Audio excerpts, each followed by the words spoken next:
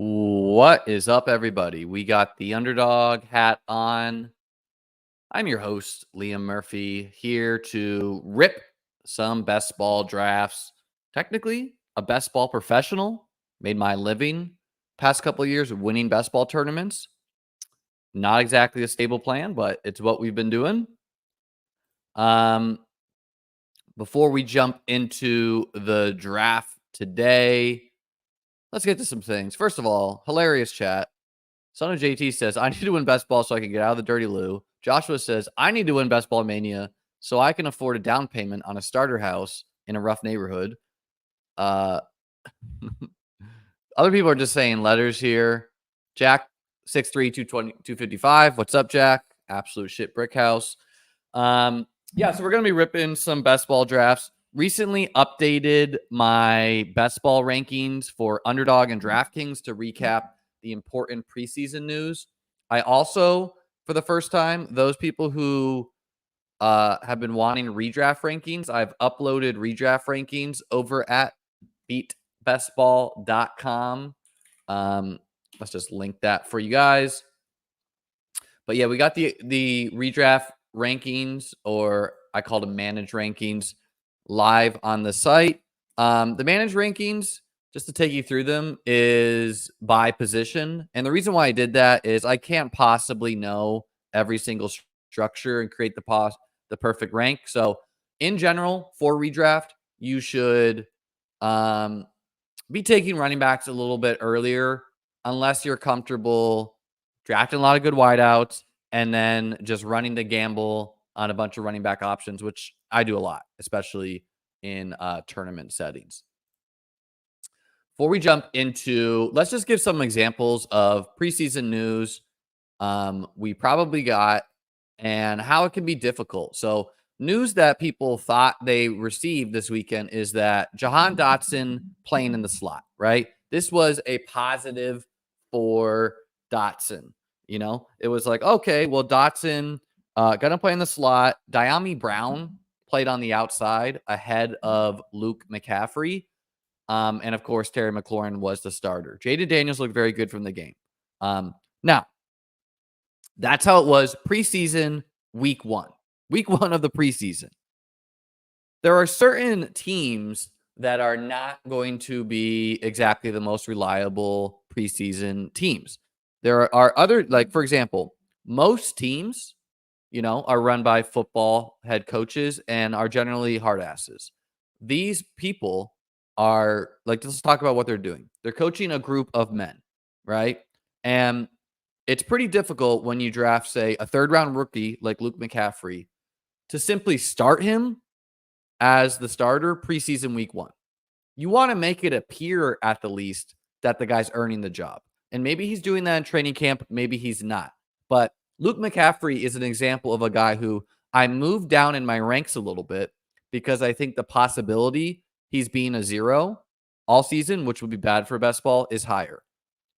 However, you know, Dan Quinn today on Jahan Dotson said, on Jahan Dotson playing most snaps of the receivers in the New York game, yeah, I think we're right in the middle of that competition at receiver and trying to find out slot and inside and outside. So moving guys into different locations.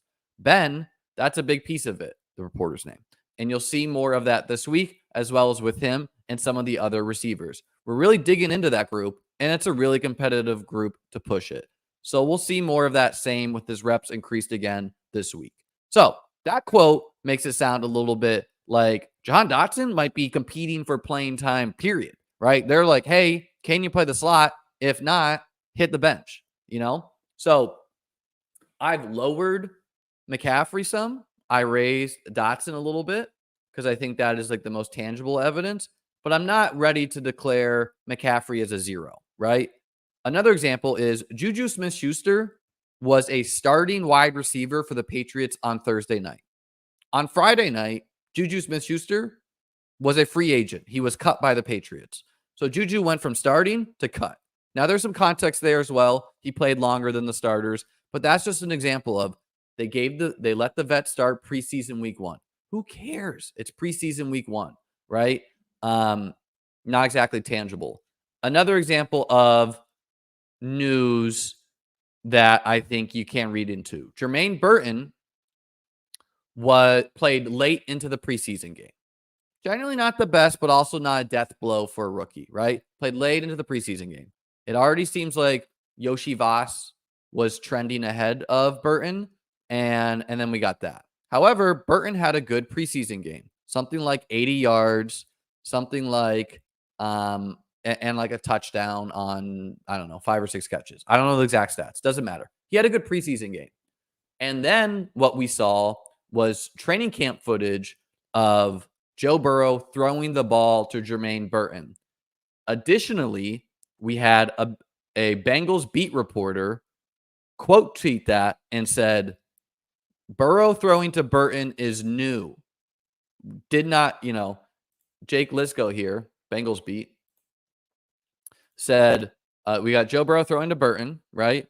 And he says, Joe Burrow wasn't throwing to Burton when I was in Cincinnati. So that seems to be a sign that the Bengals are rewarding Burton for his preseason performance. And I still don't think it's clear who is the number 3 wide receiver between Yoshi Voss and Burton. Of course, Charlie Jones still exists, but he got hurt. So probably easy to throw him out of the competition. Also, Trenton Irwin still exists. It could be Trenton Irwin is still the 3. Anyways, the way I've handled that is I put Yoshi Voss ahead of Burton, but I have Burton one spot below there. How I'm handling that in my draft portfolio is I have a lot of Burton from early. So I'm not taking him that much currently. And I don't have a lot of Yoshi Voss, so I am taking him. I will, on Joe Burrow teams, be taking some teams with both Yoshi Voss and Burton. There will be seasons where Higgins and Chase gets hurt, and you just have both the Bengals starting wide receivers. Jordan Whittington of the Rams. He was a guy who I drafted like 2 weeks ago. I posted a team actually on Twitter with Jordan Whittington, and some of the comments were like, Whittington? ? What's he doing here? And then Whittington had a good preseason game, right? And he looked good as well. Jordan Rodriguez of the Rams gave the opinion that Demarcus Robinson is clearly the number 3 wide receiver. However, she thinks that Whittington could maybe be the 4. Of course, Demarcus Robinson is a journeyman. So it shouldn't be surprising to us if Whittington surpasses him during the regular season. Additionally, it wouldn't be surprising if Kupp or Puka, one of them got hurt, and now Whittington is at least the wide receiver 3 because we assume he's ahead of Tutu Atwell. So he makes for a great last round pick, especially on Stafford teams where you just have the contingent value at a minimum to fall back on. Let's see. Let's get some of these other comments here. 5'3", 415, absolute tank. 6 foot, 172. What's up, Chris? Similar size. Heard Sermon got banged up. Who's your preferred Colts handcuff? I think I'm Hull. So I have drafted a lot of Evan Hull, and I'm not really drafting him anymore because Trey Sermon seemed to clearly be the number 2 there. But that's another situation where I don't think we know anything, right? Sermon is the number 2. He's been performing that way in camp. He's also been a real-life bad NFL running back, right? So my expectation is a guy coming off of, like, Evan Hull played last year and then got injured week 1 and did not play again. My expectation for him is that he's the higher ceiling player. I view him similar to a Chase Brown, but that he'd have to earn that in training camp to become the number 2. I think at minimum, Hull is the 3rd receiving back. That gets you on the field. That ensures you're not a 0. I could be wrong, though. It could be Tyler Goodson. Lex P with the super chat says, which day is usually the last day for slow draft? Lex, you're going to have to read the rules of, first off, thank you for the $3.69. Second off, you're going to need to read the rules of the site that you're drafting on because different sites handle that a different way. DraftKings starts to speed up the clocks. Underdog does the same. They do it at different times. Eventually, they stop letting you enter slow drafts. So it's in the rules is what I will tell you there. One thing I want to get on before I played a chess tournament. Some of you know I used to be a chess teacher. Played a chess tournament yesterday. Last thing before we jump in this draft. And in chess, there's something called quads. A quad is when there's 4 people, right? So if me and and say Chris and John and Pete were in a quad, I would play Chris, John would play Pete, and then you swap opponents, you play each other, right? And then it's incredibly poor form to like leave a quad midway through, especially after a loss. The reason being is that you leave your opponent. First off, it's of course extremely mentally weak to leave a quad, right? Because you lost. Like sack the fuck up. Secondly, it's very rude and disrespectful to the other people who you're leaving without a game, right? So when I was a teacher, I absolutely would not let kids leave quads. And if their parent wanted to have them do that, I'd tell them your child's not ready to play chess. Anyways, 3 adults, like this has never happened to me before in my life. I've never seen people leaving quads. 3 adults in the past couple months of the chess tournaments have tried to leave quads. Each time I take it upon myself to call them out and let them know they're being mentally weak and very rude. It's not gone well, but why I do that is because, in my opinion, I mean, first off, these people should feel a level of shame. Second off, they're taking advantage of the fact that a lot of people who play chess are just generally pretty meek and mild-mannered people, and they're not gonna seek out confrontation.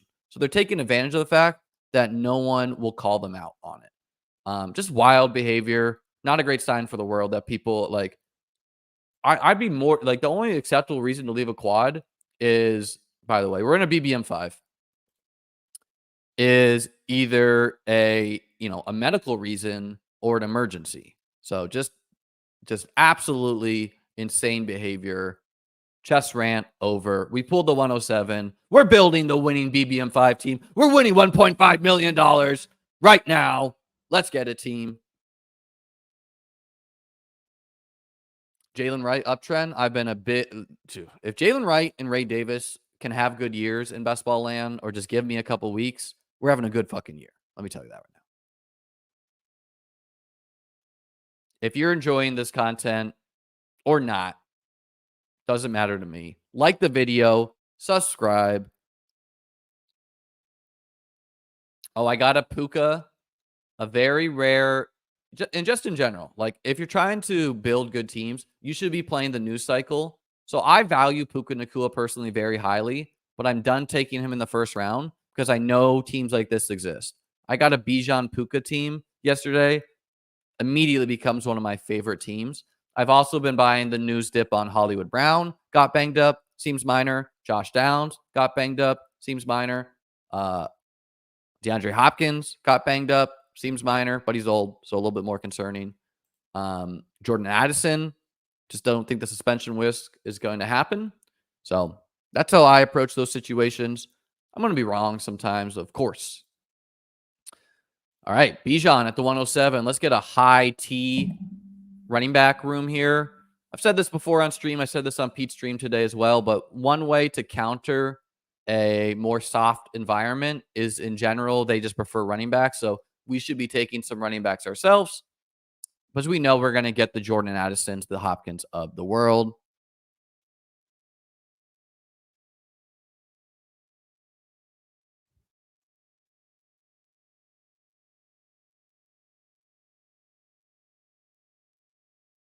How many BBMs do I have left? Not many, friend. This is number 119. This is 119. If I get the 200 live viewers, I'll reveal the Bijan Puka team. So you need to do your part. Like the video. That increases the view count. We're at 170 right now. If you want to see the Bijan Puka team, a lot of people are asking. I need 25 more viewers on this video. Live. Yeah, I'm trying to save bullets for the, once we fully have training camp news. I'm just simply going to adjust the news better than most. But whatever, I still have a lot of drafts to do on DraftKings, and also like people want to see BBM5 draft, so we're gonna give them that. Downside ankle sprain, that is true. 4 to 6 week timeline. NFL season's about 5 weeks away. Also probably gonna be fine. Yeah, Nico to go with Bijan seems like a slam dunk combo. But yeah, I mean, Okay, if as long as Downs is not hampered all season, which just because Jerry Jeudy was doesn't mean he'll be, then I'm willing to draft him. He's also you're getting him in the 150s now, you know? Beatbestball.com, Joshua. We got you help. All the help you need over there.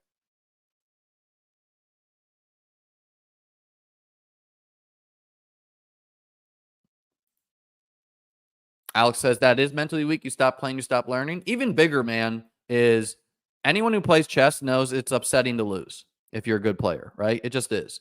And so if you quit, you're like, first off, you're robbing your opponent of a chance of a win, an easier win. Secondly, you are, you know, you're just a mentally weak person. You can't handle loss, so you're quitting. And thirdly, like you're just not giving yourself a chance to persevere.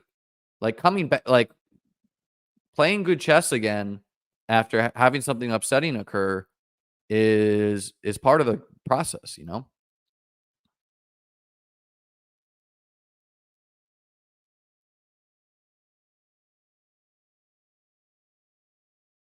Josh Jacobs, 1-2 turn. Brendan, that's what we got you for, man. I'm gonna be honest. I do so many drafts that on my stream drafts, I don't always look at the whole draft board. But Josh Jacobs, 102. Jaw 2019 is getting unique. Appreciate you, Brendan.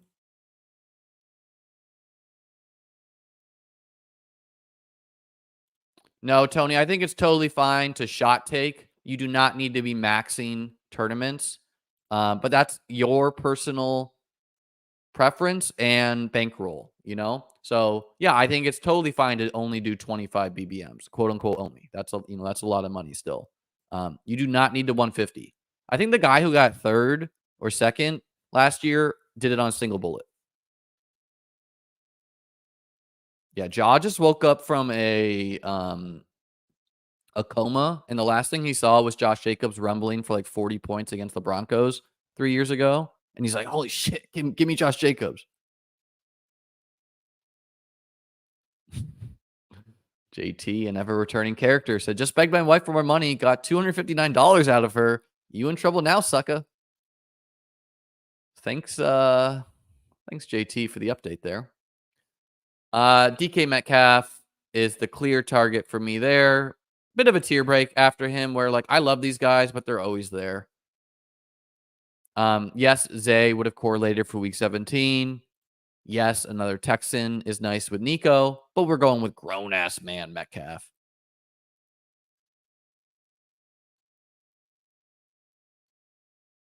Single bullet is crazy. That's a lotto ticket. Devin, man, I call the large field best ball tournaments lotteries for a reason. We're all playing lotteries if you're playing BBM5. It's you have better odds than a lottery because you're going to have people doing this, no shots meant, but you know what I mean there. And if you're a sharp player, you're going to get your money in good, but it's incredibly difficult to realize your equity. I did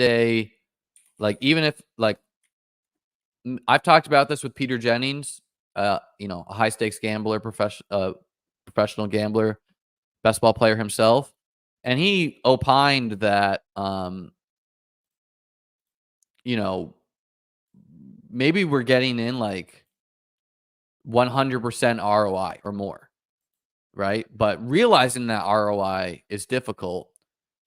From my article on the math of reaching BBM5, if you drafted 100, let's say you advance 50% of your teams, or if you're just an average drafter, you'll have at least one team in the finals 11.7% of the time. That means 90% of the years you are not having. Let's get Josh Allen there. Josh Allen, pick 42. I mean, the elite quarterbacks smashed in round 2, largely due to the other players failing around them. But now they're going round 4. We're going to take QB1 when that happens. Josh Allen also way more common to pair with Garrett Wilson and Breece Hall due to them playing each other. Not as many people are going to have Josh Allen and Bijan as a combo, and I prefer that combo straight up. Like Bijan against the Commanders, and then Josh Allen, no jet. But yeah, you're only going to reach the finals about 1 in 10 years, right? On average. So if you're just a perfectly mathematically average best ball player, right? Maybe you can fudge those numbers a little bit, but it is hard to reach the finals. And that is why you should be building teams to reach the finals.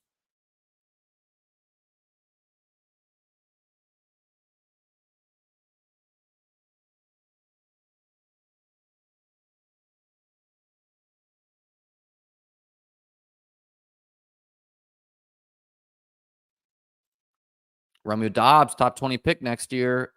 I see it as a potential, man, but I think it would require an injury or two. I'm definitely higher on him. How could you not?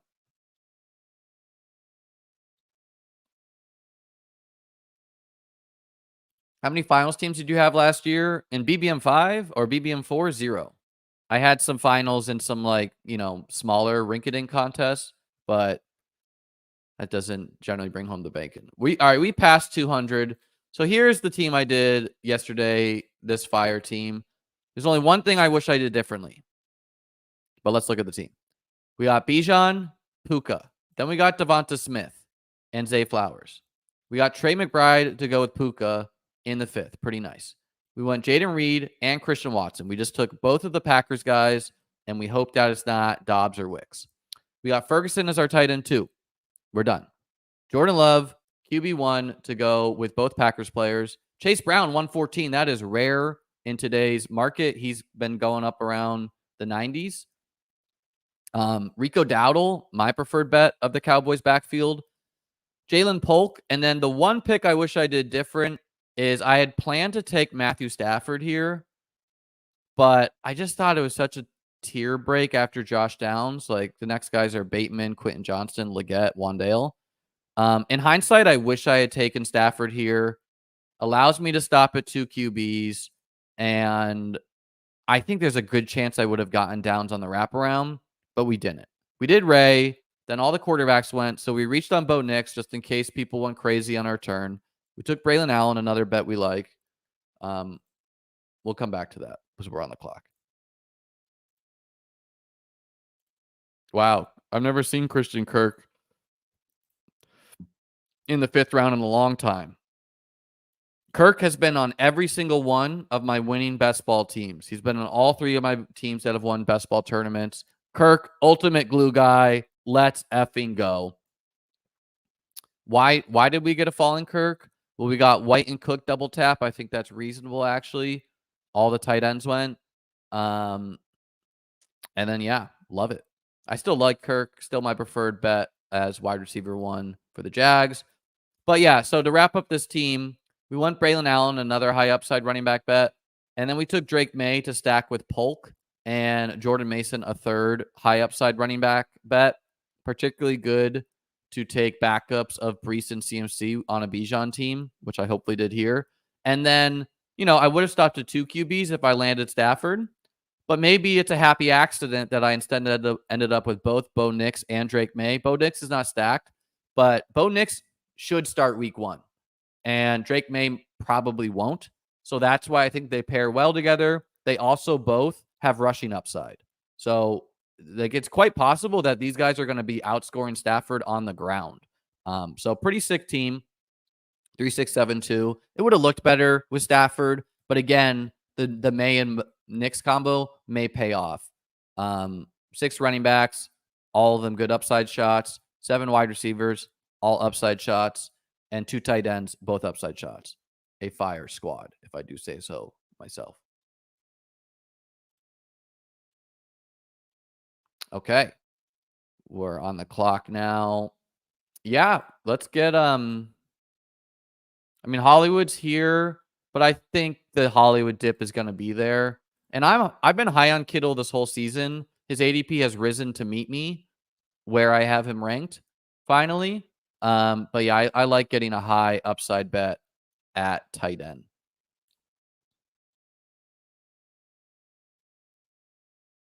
Nick's unstacked. Yeah, but rushing ability, man. Big brain. Appreciate you, Star Kindler.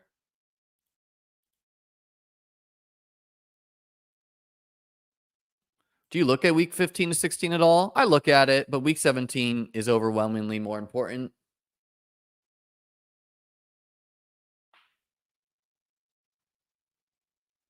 Jordan Love at 103 feels nice. Definitely in a casual room, yes.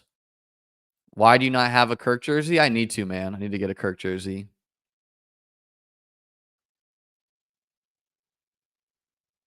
Diamond hands, brother. Week 12 running back is rough. Tyler, brother. 1 week? 1 week? You're going to let 1 week infect your brain? Let the buys go. Let them go, man. Vidal projected not to make your team. I've had him buried for weeks now, and I even buried him further. I still cannot bring myself to draft J.K. Dobbins that much. I've moved him up some. But yeah. No idea why Kirk is sliding recently. Christian Kirk is the quintessential anti-casual drafter. Absolutely no casual fantasy football person is like, you know who I want on my team? Christian Kirk. They want grown-ass men on their team. They want they want DK Metcalf. They don't want little Christian Kirk. They want home name like Chris Godwin. They remember Tom Brady throwing Chris Godwin the ball. They don't want Trevor Lawrence's Christian Kirk. So that's why I think Kirk falls occasionally. The Cole Kmet reality kicked in this weekend. I don't agree with everyone's assessment of the Cole Kmet situation. First of all, he's ranked pretty late. Secondly, the bet with Kmet was always that he's going to end up in the end zone. And sure, I think it's been obvious that Gerald Everett might play. He's actually been in my rankings all year. And I drafted him randomly in May once because I had to. But I'm not worried about Kmet. He was never that high of an upside bet. Have to take Keon Coleman instead of Brian Thomas. I have them ranked similarly. But, we do have Josh Allen, so Coleman makes all the sense in the world. Keon Coleman played 100% of the snaps in the preseason, but I thought Khalil Shakir looked really good. I moved Samuel down a little bit. I moved Shakir up a little bit. I don't think we should read into preseason week 1 that Coleman was on the field all the snaps. I highly doubt he's going to be a 100 snap route player.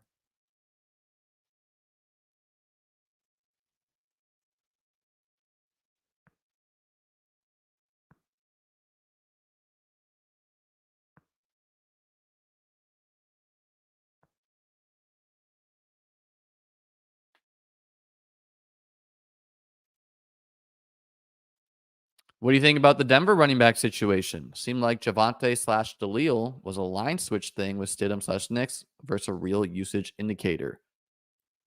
My opinion of the Broncos situation for most of the year has been probably not an ambiguous situation I want to be drafting a lot of. Simply not a good team. I understand the splits of how they have performed in how running backs perform in Sean Payton offenses. I'm highest on Javonte.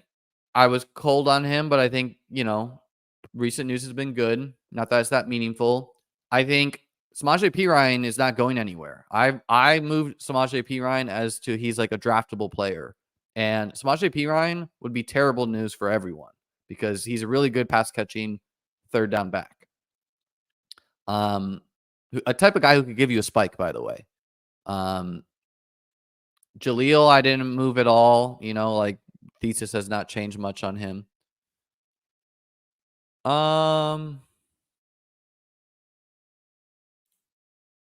If everyone just stays by ADP, let's just try to onslaught Buffalo. I like Swift, but we'll go with Curtis Samuel there as well. Curtis Samuel caught a screen pass, looked good in my opinion. Also has outs to playing running back.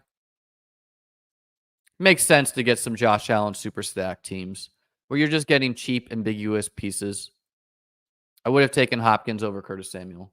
But, in these sharper rooms, we're just not going to get the Addisons and the Hopkins. In your more casual rooms, you are, though.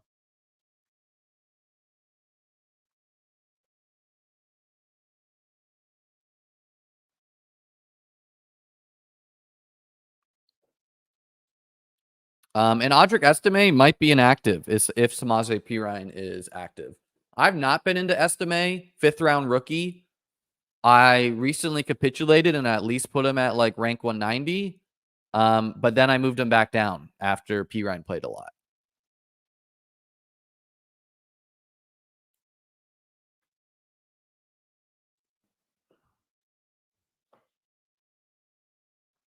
I don't know where my water is. All right, let me run and grab my water. Be right back.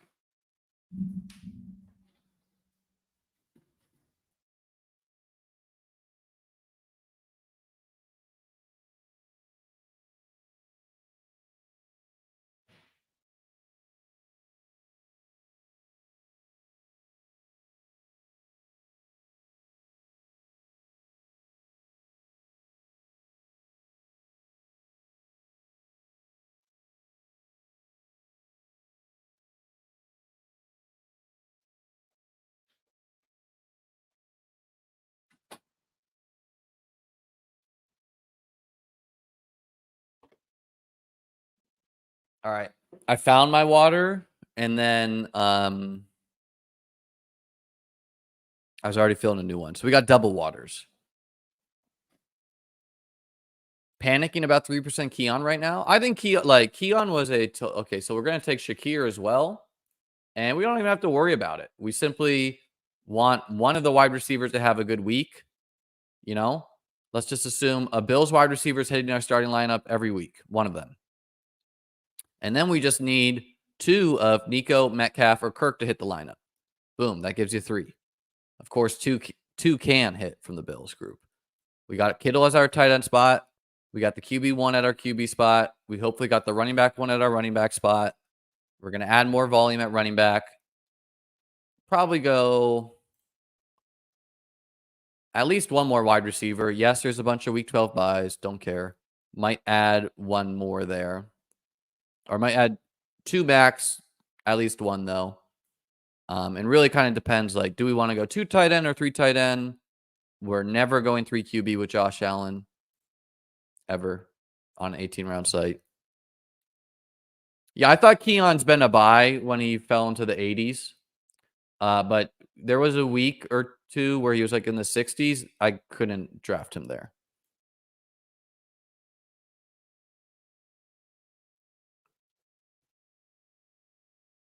Kincaid will be the number 1 target. Yeah, he's still my preferred bet as the number 1 target.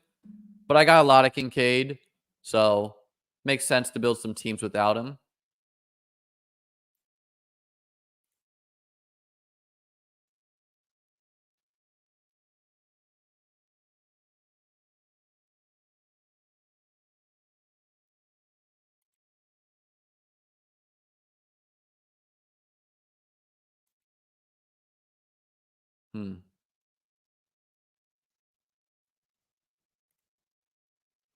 I was going to say, I don't have a lot of Tajay Spears, and I don't have a lot of Romeo Dobbs.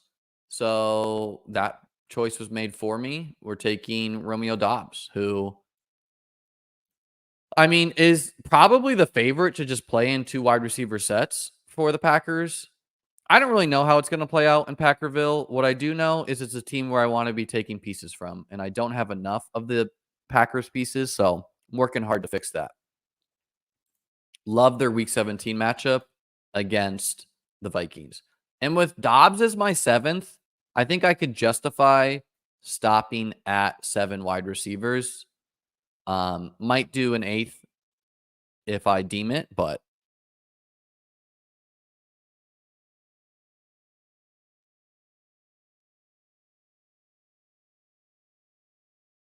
Unknown says, not an NFL fan, but he wins his tickets playing PGA. Good luck, Unknown. Are you buying the Kendre Miller 2-round dip? I don't know, man. That's the kind, like, the vibes there are very negative. I do want to be getting some of him because I drafted nearly 0 at his price was like 130 to 150 most of the season. I thought he was one of the worst clicks on the board. I preferred guys like Ty Chandler, Jalen Wright, Ray Davis. They just were better picks to me. But now that he's so cheap, I definitely want some of him. 3rd round player. Fits an upside bill. Could get cut and land in a good situation. But yeah, I think Jamal Williams could be annoying to him. I don't know. AT Perry, I mixed in like I have quite a bit of AT Perry from I don't know. There's just like a random week or two where I was like, AT Perry is going to be my last round wide receiver. Haven't been doing as much recently, but their coach, I forget his name right now, but recently said some positive things about AT Perry, and he doesn't say positive things about anyone, so maybe noteworthy. Why are you so low on JSN? I don't think I'm that low on him. I just am not as bullish as the market. Like, I don't think he should be going ahead of guys like Hollywood Brown. I prefer Ladd's upside. I prefer Keon's upside. I prefer Brian's upside. I prefer Addison's upside. I have him ranked next to Jameson Williams and ahead of Curtis Samuel.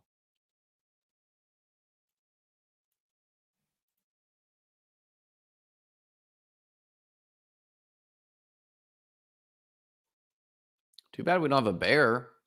Caleb Williams just chilling out here. But yeah, we're going to take Rico Dowdle.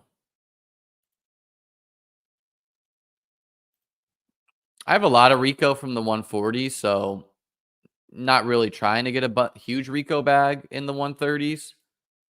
But again, I just think he's the odds-on favorite to be the guy you want. Maybe it's Zeke, and I'm wrong, but that's how I'm playing it.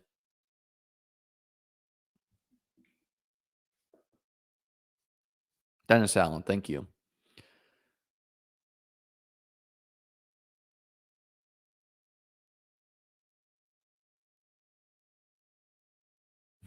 I do not think we are going to see Cap.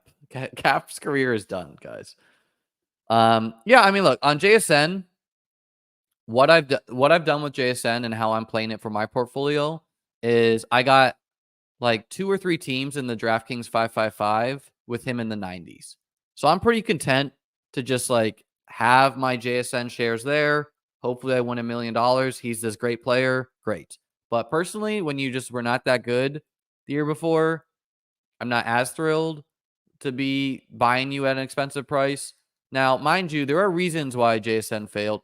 Mainly, like he broke his wrist, right, and wasn't used to his skill set probably. So that could change, but I don't think Lockett's going to 0. I think Metcalf is the one there. So he's a guy. Again, I've hedged how I feel like I want to, and I'll take him sometimes in a BBM5, but just not a guy who I'm choosing to be like, this is the guy I need.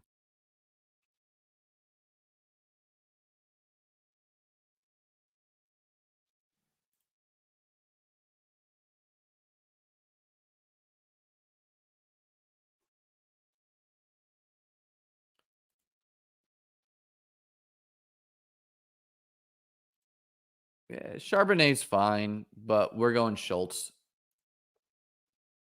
I'm just going to grab like 7 running backs probably total. And Schultz gives me a comfortable second to stop with.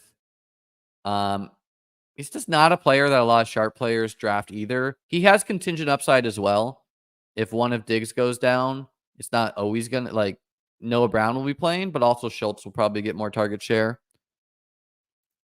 Are you worried about Rome having a 50% route participation with the starters? I am not. Like, I just think Rome is very talented. I'm not going to read into preseason week 1. I think the cream will rise to the top there. I think it's quite possible Rome could just be the Bears' #1 target this year. Is it possible they do some donkey stuff with him? Sure. But like I can't worry about everything. Jacoby Myers, a guy I've risen on. I think he's gotten good camp buzz. But, I have him ranked about where he goes.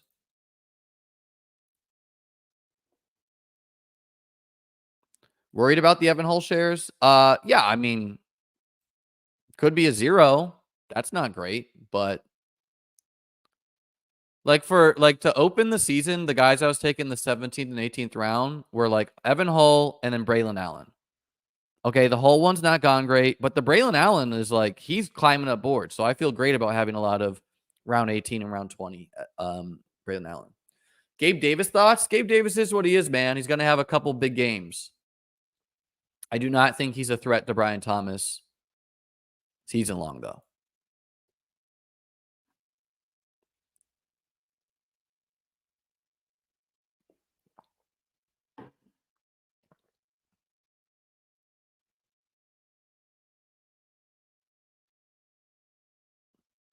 Dude, I've been so high on Ben Sinnott. You know, I even boldly told Hayden Winks, don't let this be your Amon-Ra St. Brown. He changed his tune. He changed his tune on him. He saw it. He looked good. Okay, how many positions? God, I just don't think I can take downs here, even though I would like to.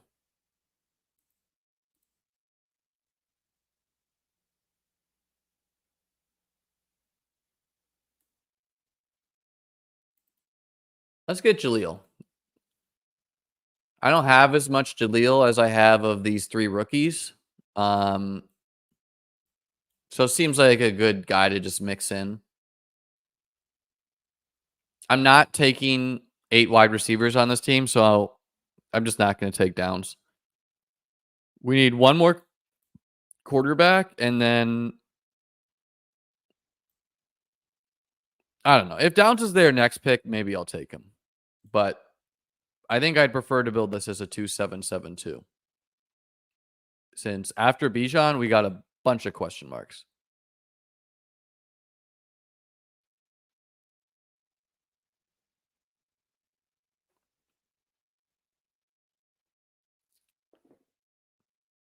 Brother, you need to go outside and touch some grass.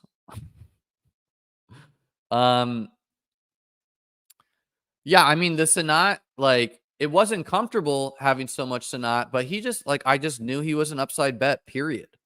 And I think a lesson from fantasy football, best ball in particular, is you should be hunting for upside mercifully. God, floundered that word, but you know what I mean. You need to hunt an upside at all costs. Landing a Devon Achane does so much wonders for your team. Like, so much.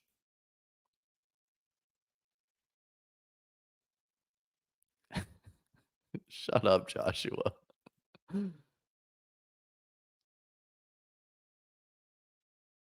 Mercilessly. There we go.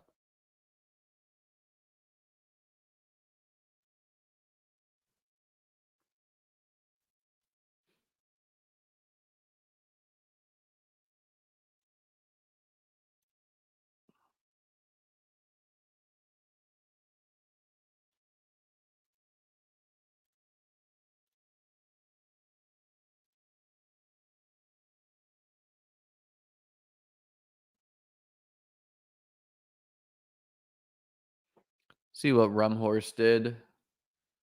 I know Rumhorse is plugged in. All right, we'll be taking Marshawn Lloyd. I'm sticking with my guns that AJ Dillon, not very good. Marshawn Lloyd probably is. Marshawn Lloyd hurt his hamstring. We don't love that. Not supposed to be serious. We do like that. Maybe it will take him longer to ramp up. But yeah, I think I'm going to be buying the cheapest prices of Lloyd all season.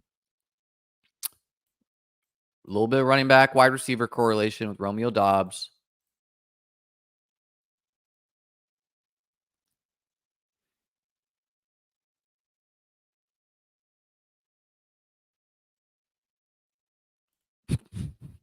What's going on?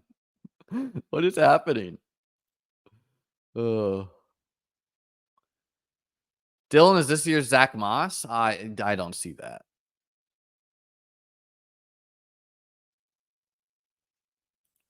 You removed Flournoy from your rankings? I think we need that. I think we need a big, like, alt-right crowd being like, "Are you vaccinated?" in all the best ball streams. That would be good. Why is your hat on backwards? It's the fluoride. I don't know. You want this forward? You guys got a lot of questions.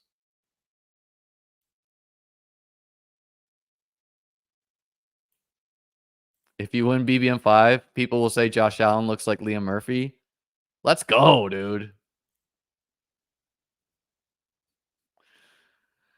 Wow, we just got a Taysom Hill at pick 168, folks. Sound the alarms. Woo, woo, woo, woo, woo, woo. Taysom Hill is selected. Let's go. Let's scope out what J Tasman is doing. He's got a Trevor Lawrence, Taysom Hill, Matt Stafford team. Cook, White, Mostert, Ford, Edwards. Perfectly reasonable running back room. Tyreek, Mike, DJ Moore. Hello, we're trying to stay on the show here. Michael Wilson, Adam Thielen, Evan Ingram, David Njoku. So Trevor stacked with Ingram. Stafford is not stacked. That's a bad one. Taysom, you don't need to stack. Although I will not be drafting Taysom on quarterback eligible sites. But, you know, I respect his gumption. We're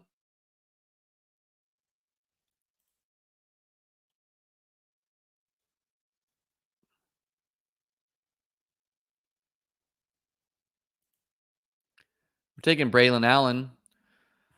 Jets play the Bills week 17. Plays well with the Bijan team. Looked good in the preseason. Jets RB2. What's not to like? Yeah, I mean, guys, just in case anyone's confused out there, Underdog will not be changing the position of Taysom Hill. He will be a quarterback for this contest. There is no hope of him changing positions. Some sites do that. Is Taysom tight end worth a shot? Yes. Yes. Significantly so. Yes. Hear me out, Liam. You look exactly like Trey Tucker. Trey Tucker's got some swag, so I see why you say that. Look at this professional man, just like me. Trey Tucker, draftable player.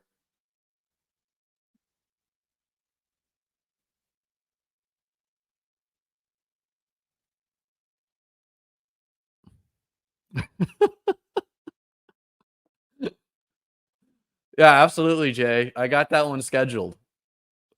Got that one scheduled.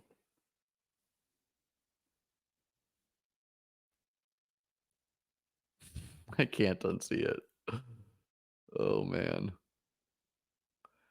God, honestly, I'm rooting for Taysom Hill quarterback team to take it down. I just think it's like the perfect, you know, it's the perfect like chaotic event that Underdog could use or Best Ball could use. Let's let the people know.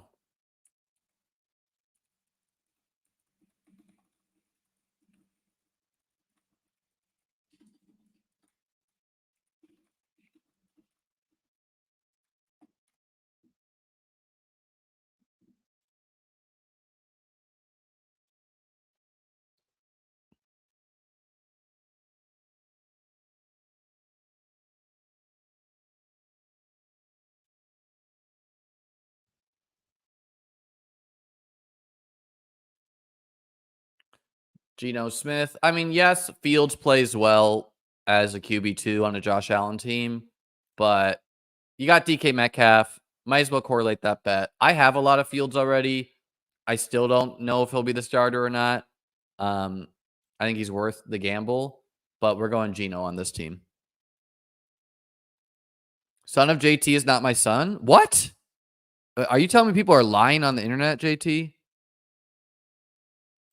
Son of JT, do you care to respond? JT is saying you are not his son.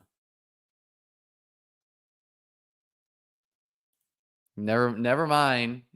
Possibly you are.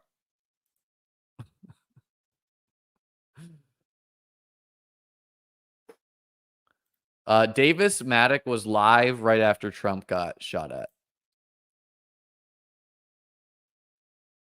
I only know that because Davis invited me to come on the stream and I was in Ireland. And I was I was kind of shocked he was live streaming, but I liked it.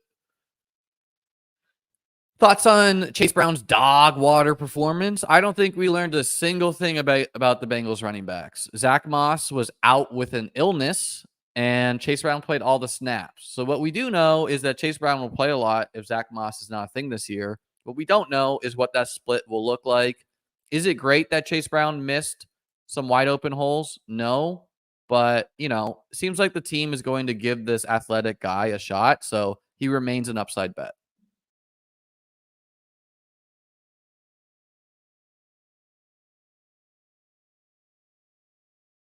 Is Vidal completely done? Definitely not, Nick. I mean, Vidal has many outs. He could be the Charger starter.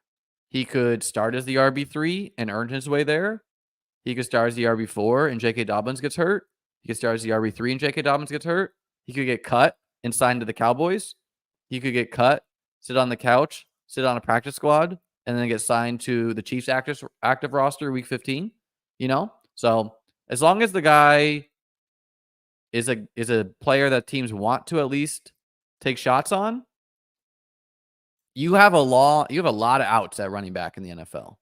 Like Latavius Murray, the year I won BBM2, or maybe it was the year after, got cut and then signed. Justin Fields still there, but we're not doing 3 QB.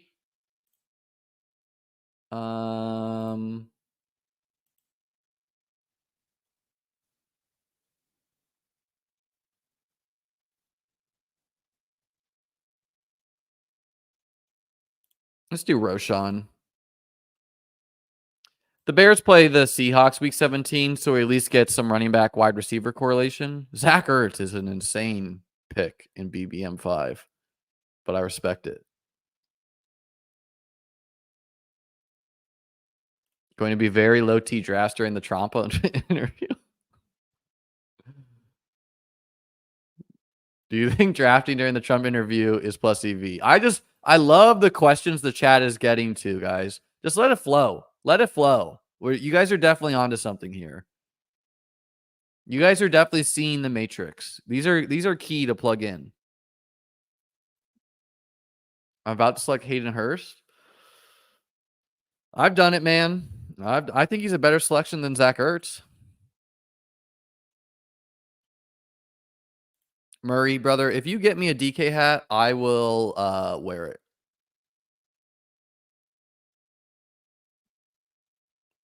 Vidal's points in the CFL will not count. Will not count.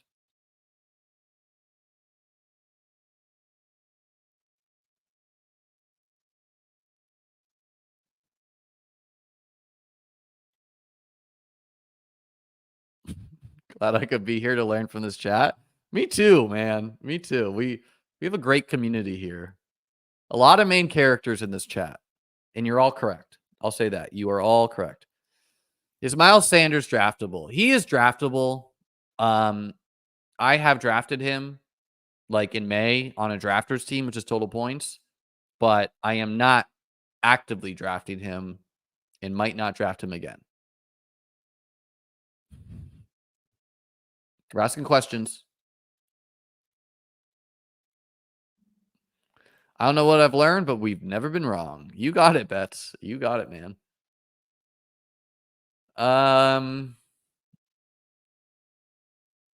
Sure. Tank Bigsby is a defendable draft pick. I've not drafted him, but the coaching staff has gone like out of their way to praise him. I don't typically build 2-7-7-2 when I have a Bijan team because, Bijan should be hitting the lineup. And maybe, so maybe I should be going 8 wide receivers a little bit more often here and just cutting this at 6 running backs. But we felt like taking Tank. The wide receivers are nothing to write home about anyways. Could we have taken Matt Collins? We could have done that, but we didn't. So we got Josh Allen, Geno Smith, 20 picks past ADP on Geno. Pretty nice. Bijan Dowdle, Jaleel McLaughlin, Marshawn Lloyd, Braylon Allen, Roshan Johnson, Tank Bigsby. So we got Bijan and a bunch of question marks at running back. Oh, dear God, hope some are good. Nico Collins, DK Metcalf, 2 grown-ass men. Christian Kirk, ultimate glue guy for me. Ultimate brand play. Christian Kirk, let's go.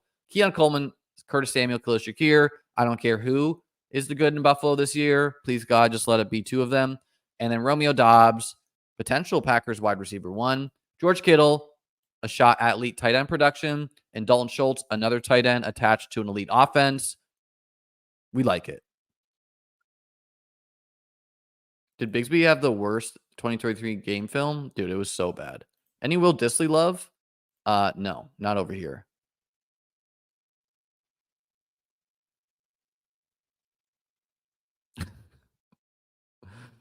Just catching up on some of these unhinged chat comments.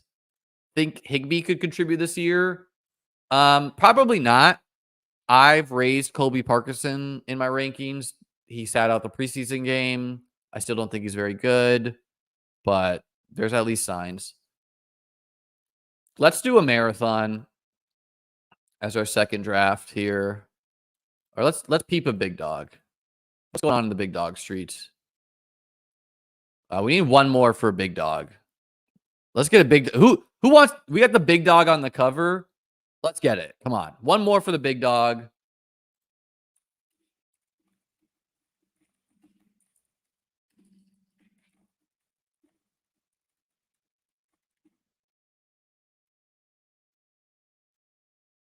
We got the big dog. Jesus.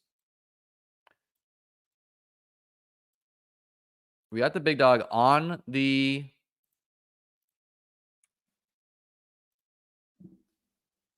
thumbnail. And now we got a big dog that actually might fill. One more, people. $500 draft. The big dog structure, seeing as this is the first one I'm streaming, is... I mean, it's definitely going to fill, by the way, if you're curious. Oh, it filled. No, 11 out of 12.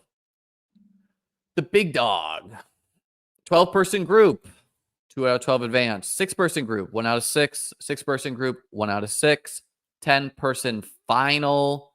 If you reach the finals, $10K to last, $200K to first. That's what we're playing for. That's the aim of the game. We got this big dog to fill. Let's rip it. We pulled the 105. I've done one big dog to date. Let's peep it.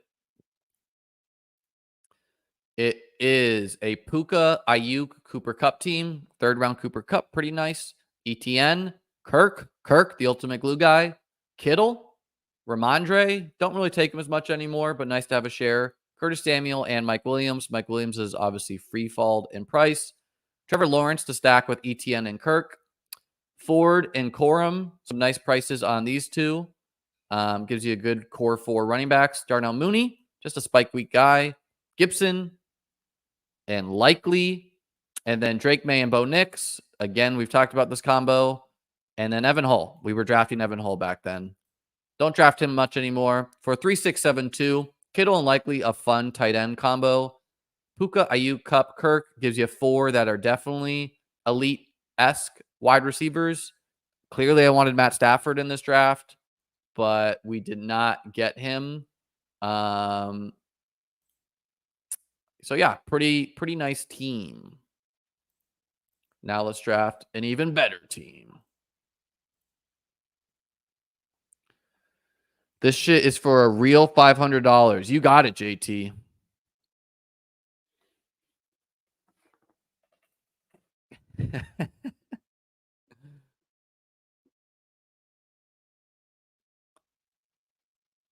Showing you guys a peek behind the high stakes curtain. Do these guys know that I've won 2 high stakes best ball leagues? Do they know that? Where's the chat box? Guys, give me that energy. Give me the energy JT's putting out. Let's go, brother. Win this. Let's go. Let's go. Change title. What should I change it to? Drafting with the big dog. The hippo opening is definitely fine, but not the time for that question.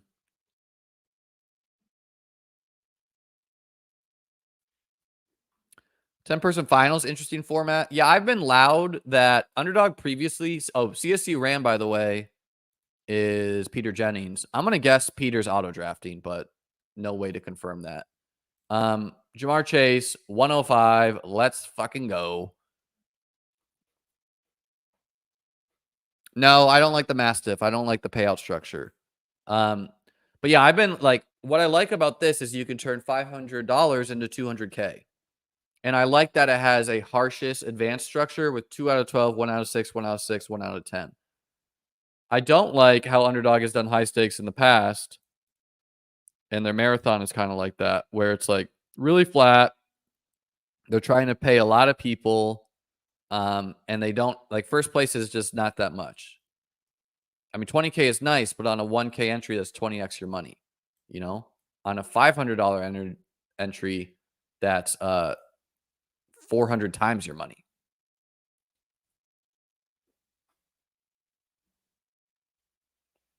I don't think your shield is really a big indicator of how good of drafter you are. I would have been a no shield drafter my year one.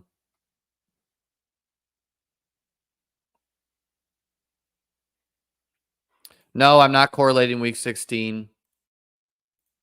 It's 1 out of 6. Simply hope that you have the best team week 16. You only need to beat 5 people.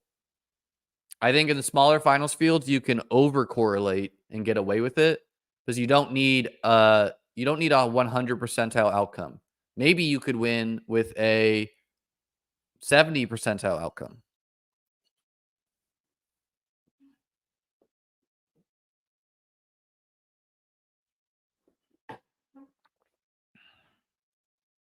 Can't go wrong, Bagel. But in general, you should be breaking ties towards running backs. Howdy, Josh. Become a YouTube member.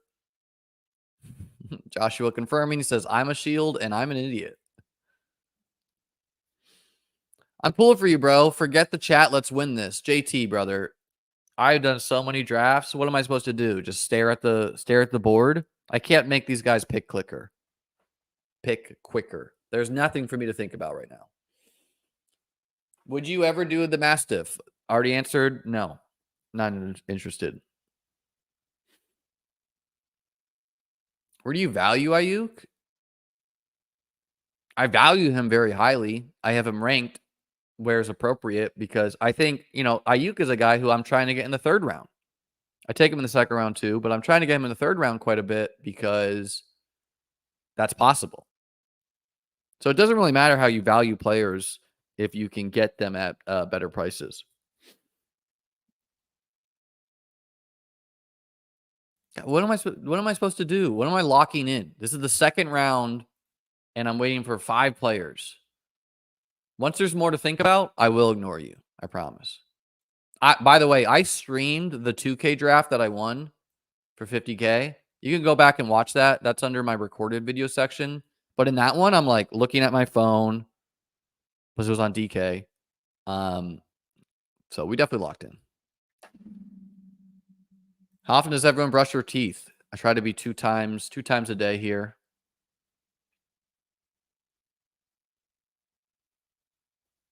But good reminder, guys. A little hygiene reminder. Never killed anyone. If you want to get up and running on Underdog, promo code ChessLiam for a $250 deposit match.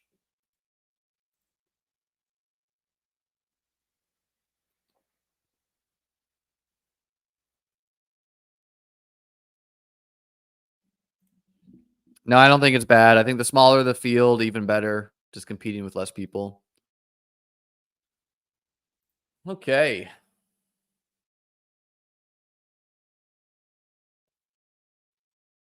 I like Achane quite a bit. JT, a glue guy, was on my winning BBM2 team. But we're going to go Olave this time.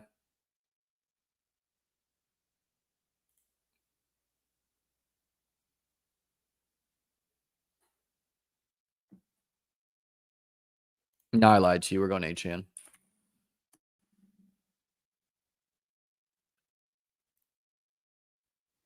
This is something where I do care about every week of the playoffs a little bit more. Miami gets Houston and San Fran.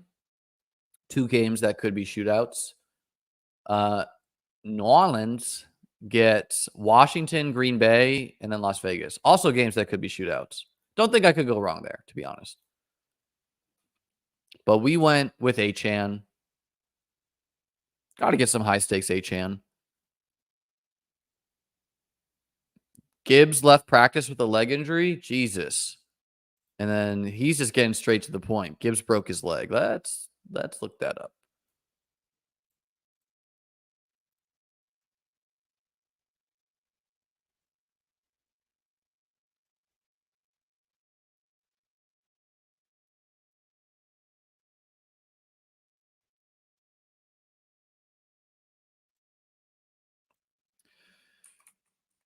Tough timing for Dark Mana Luck here, taking Gibbs after potentially a devastating injury. I would have loved that, but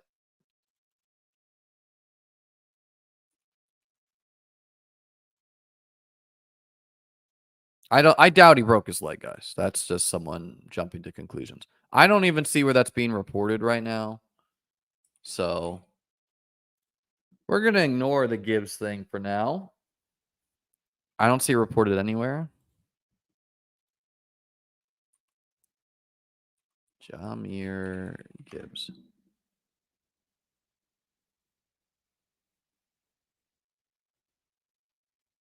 Just being evaluated for a leg injury.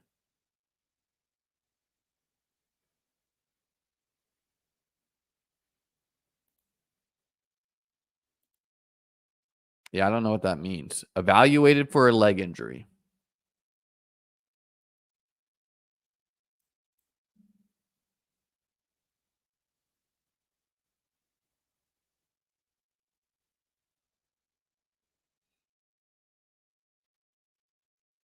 Yeah, we have no idea what the injury is. We got a Laporta in the third. Okay. We're adding to our Brandon Ayuk third round grouping here. And I think this is what makes the Achane pick pretty good is like, if I go Olave there, maybe I get Kyron, maybe I get one of these guys. But you just take the running back. You know you're going to get a similar value to Olave. I like Ayuk straight up over him. I like Olave too. Renegades is going Josh Allen. Renegades is actually a name I recognize. He is, I think, a guy who like does some really like I think he's one of the people who goes like Josh Allen, Jalen Hurts, Pat Mahomes type teams.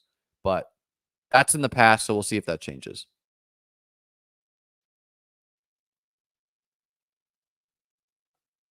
Dude, brother, Kerryon Johnson is not on the team anymore. He's retired, actually.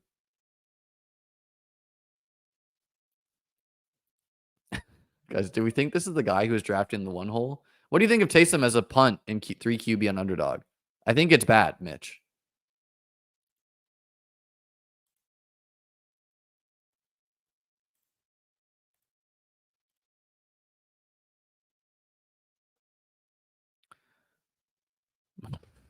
This is a good time to remind you guys to subscribe. Please do it. Click the button. Help me out. Turn on the bell. I need this YouTube income to pay for this $500 draft. Help me out now.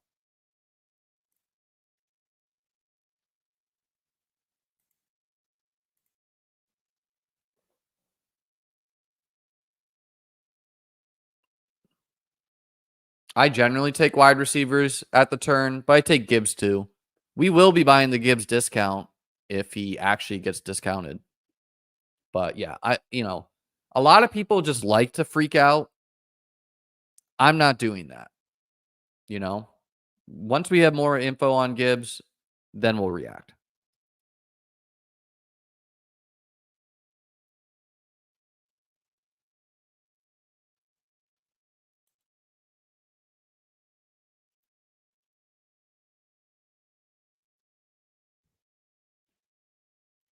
Check like Alex.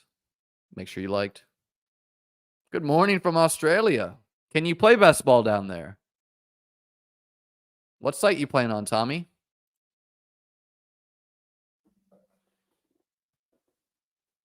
We're in Australia now.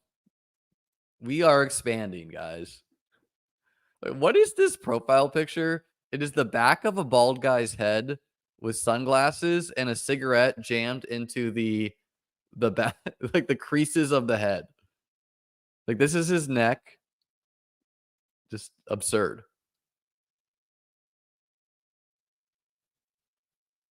We got Hurts in the third to Peter Jennings. Interesting.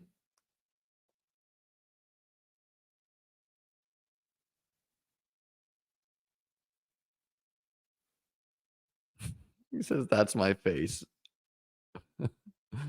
Is it? I'm pretty sure I see the back of your ears, man.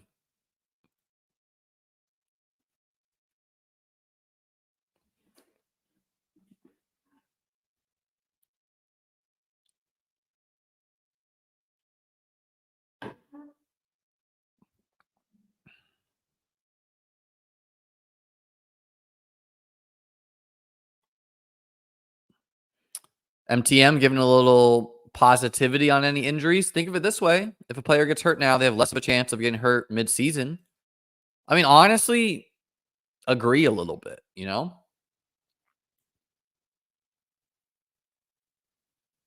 We're not laughing at anyone, okay? Wow, Gibbs at 36. Yeah, I would be buying that.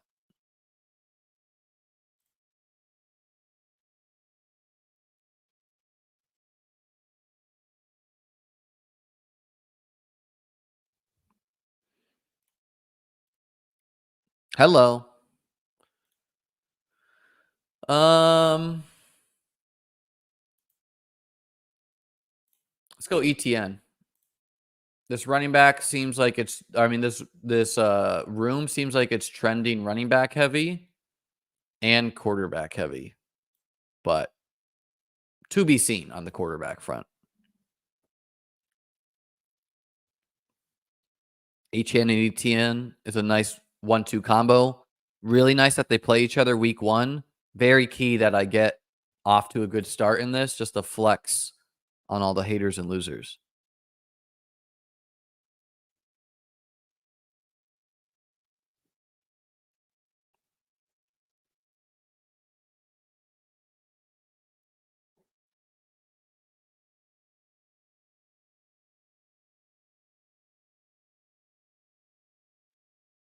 You know what they say, week 1 is all that matters.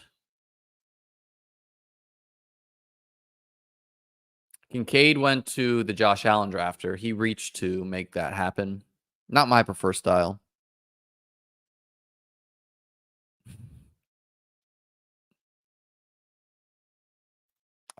People are talking about the Jalen Tolbert reach. I have him ranked at 156. So that's the 13th round. But you need to adjust to your rooms. If wide receivers are flying off the board, you get them higher sometimes.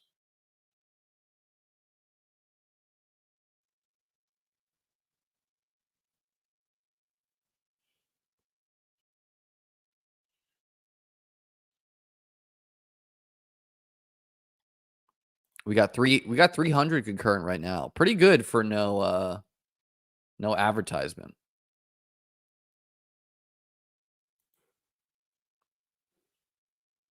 I don't usually do YouTube chapters, but I guess I'll chapter this one out and say big dog.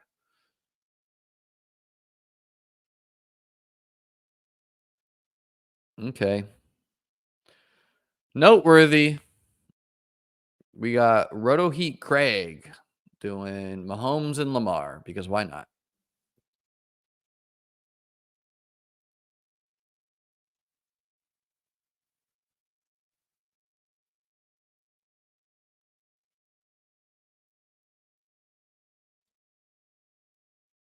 What if you need to take Tolbert early to win BBM5? In that case, Pete and I are running BBM5.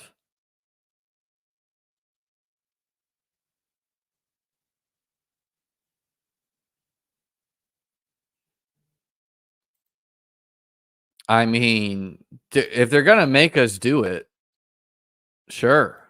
Christian Kirk has been in every single one of my winning best ball mania teams. Now, I don't love that my only other big dog is also a ETN Kirk team. Similar prices on both of them too. But we can't let things like that concern us, you know? We're not here to wrap 3 condoms on our dick and draft, right? We're simply drafting the best plays, and we're going to profit from doing that repeatedly. We're not gonna be like, "Oh, no, no, I already have an ETN Kirk team." No, we're drafting them again. Get first and second in this contest. Let's go, dude. You understand the vision. I mean, also, it's just kind of rare to see 5th round Kirk, so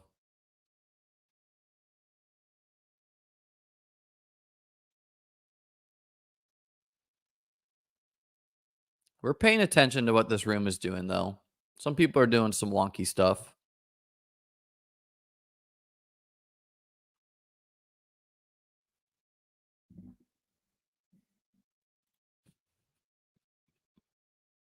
I didn't even know this was happening, but I do love the chat uh keeping me updated. Is this a big dog? This is, man. This is a high T stream. I don't know if you can call a stream where we drafted Achane as high T.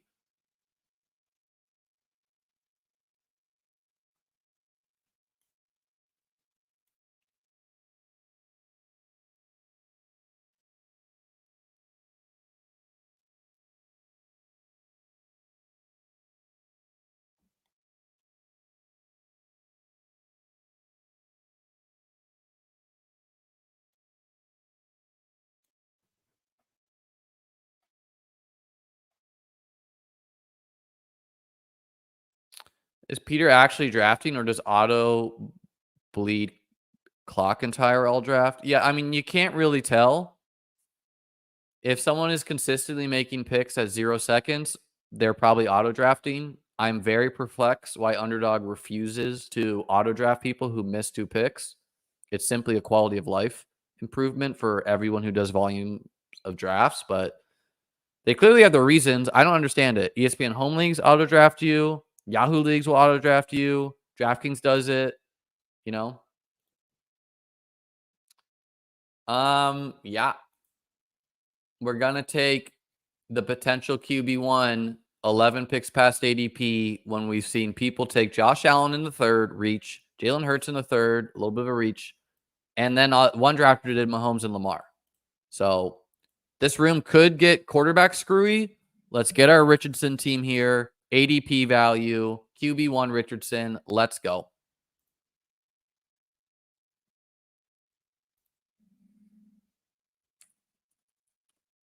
Indy playoff schedule: at Denver, smash. Tennessee, smash. At Giants, smash. Jaguars playoff schedule: against the Jets, maybe a shootout. At Las Vegas, smash. Home against Tennessee, shootout.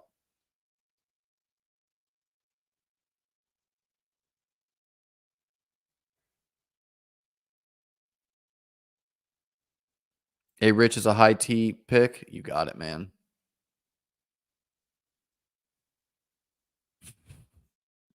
I just know this is gonna steer political, and I'm gonna stop you there. I'm gonna stop you there.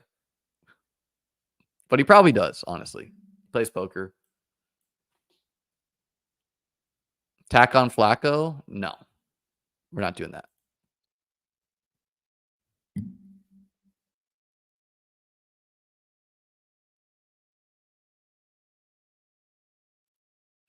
Sebastian, absolutely none of us are jealous that you have a BBM slow on your neck the rest of this month.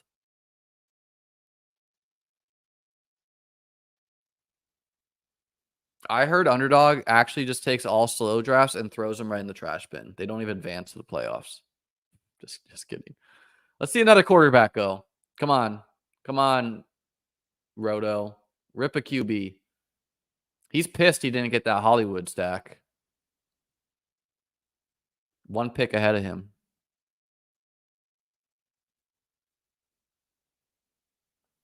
Yeah, attacking on Flacco would be extremely low T.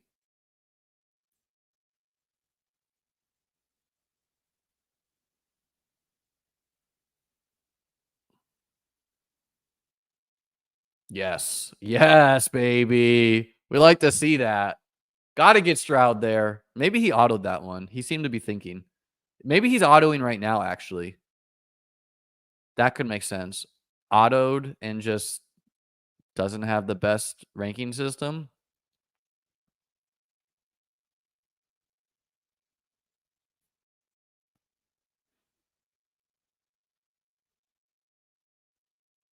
We like this. We like this. I don't think I'm going to get Joe Burrow because the T. Higgins drafter is here. And so it'd be reasonable for him to take him here. But he doesn't need to, right? He could also take, like, he has a bunch of quarterbacks set up. So I don't know. We're not taking Joe Burrow ourselves. Like Ferg, like BJ, BT, not BJ.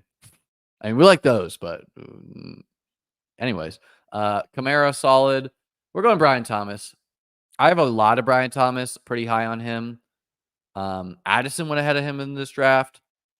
Obviously, we got a Jags alpha stack brewing, which is totally fine to me to have 3 players from the Jags.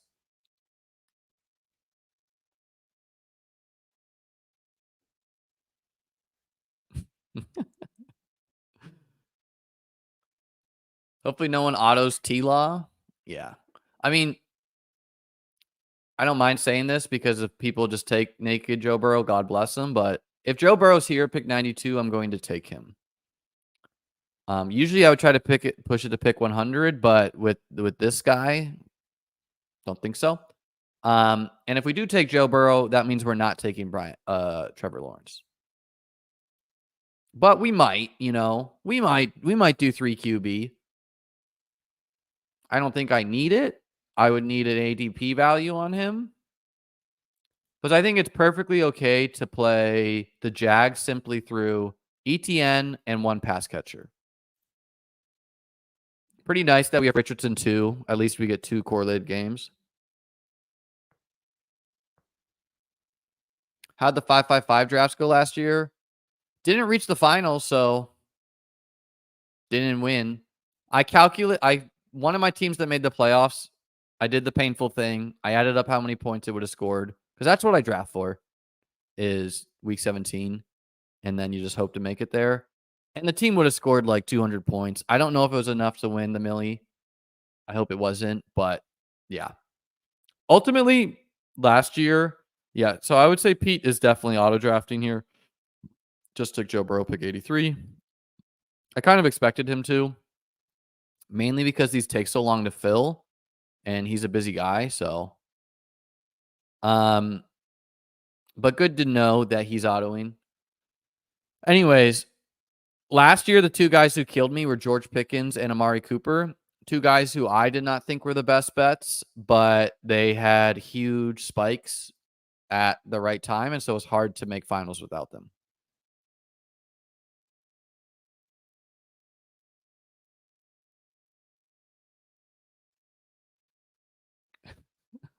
That guy's going to be so sad when he gets out of Inside Out 2 and sees his big dog filled. That's a high comedy comment right there. Because that is like he's a suburban dad. He's going to Inside Out with his kids and wife. The big dog filled on him. He forgot to withdraw. That's funny, man. Jordan Love goes naked to Willie here. Don't know why. Maybe he's just raging because he didn't get CJ Stroud. But anyways, the Anthony Richardson pick is playing really well with, I think a couple people are auto drafting. It's hard to say. Both the Amari week and the George Pickens week, the reason why it's so annoying is because it both came with backup quarterbacks. It was just like, really?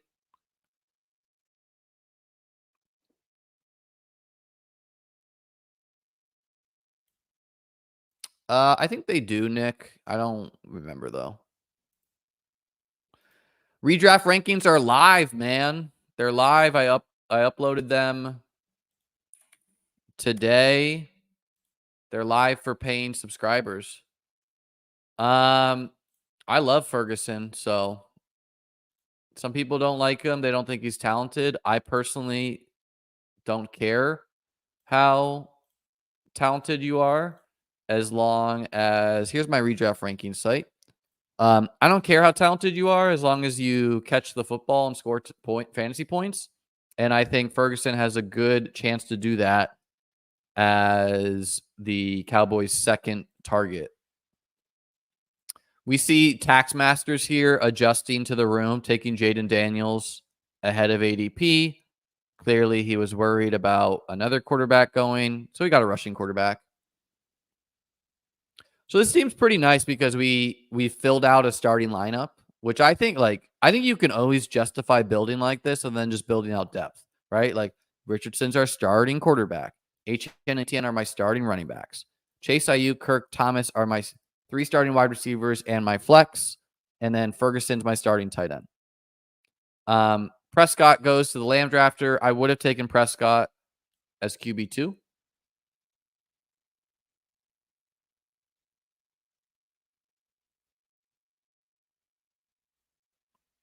Ross, I wouldn't say there's a usual to best ball.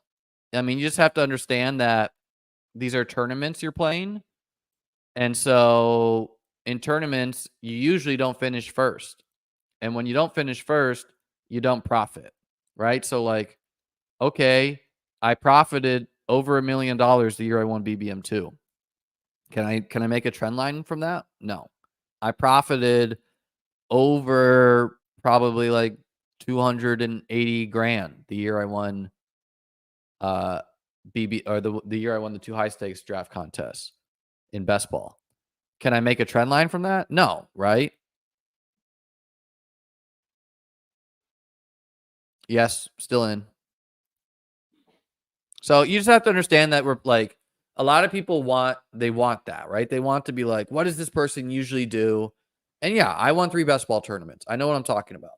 But you cannot just like, and I would never tell someone they don't know what they're talking about because they haven't won a best ball tournament, right? Like that's extremely results oriented.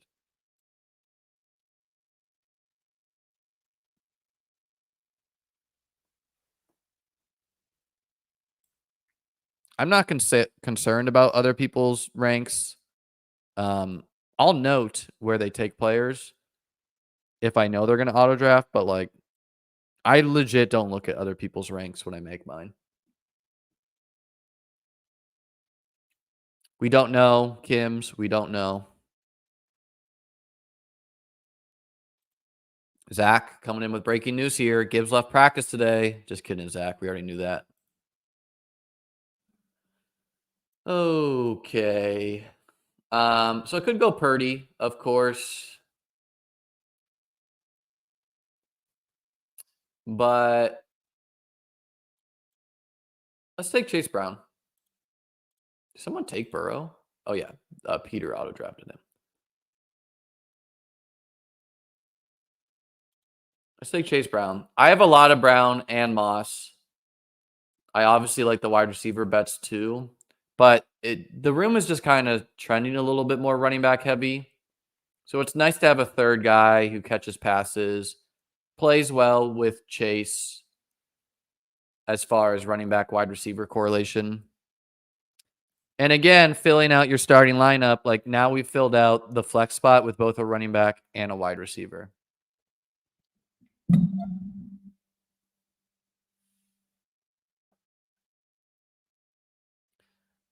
Yeah. It's like tournaments and poker. Big money is in first and profit comes at random intervals for even for elite players. Exactly, right? Like I think I'm getting my money in good. But it's very difficult to realize my equity, especially in something like BBM5, the DK Millie Maker, simply these like really, really, really big contests. It's hard to reach the finals and it's hard to place well when you do.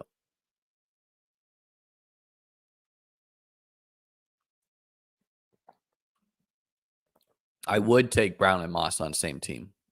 I've done that a lot, but I was doing that more when Chase Brown was going in the 120s. I don't do that as often anymore.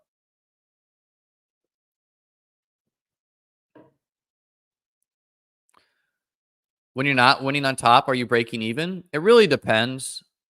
I'd be lying to you if I said I had the figure off the top of my head, but I imagine I was close to break even, probably lost a little bit.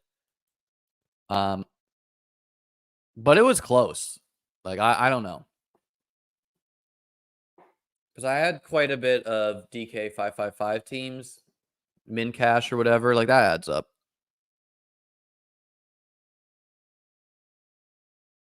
But we're on to this year. Trevor Lawrence autoed to Pete Jennings for his third quarterback. That's unfortunate. Brock Purdy goes to the Debo drafter. That's unfortunate. And we kind of knew things like that would happen, and that's why we're so happy to have the Richardson pick. Like, you get a quarterback with rushing upside. I might go 3 QB.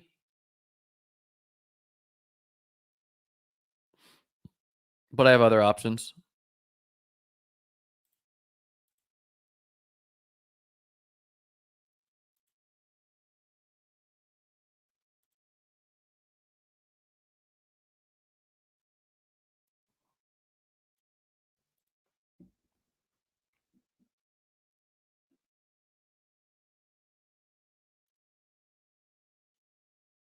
One option is just to take Tua right now to stack with Achane.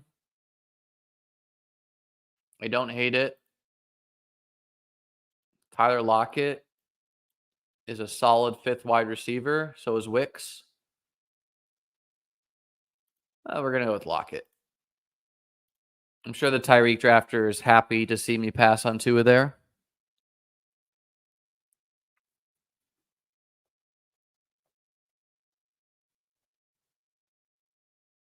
We did. We did talk about this. Gibbs, dead from dysentery. Gets the best of us. So this team is a Richardson, Achane, ETN, Chase Brown team with Jamar Chase, Brandon Ayuk, Christian Kirk, Brian Thomas, Tyler Lockett, and Jake Ferguson. Pretty good team.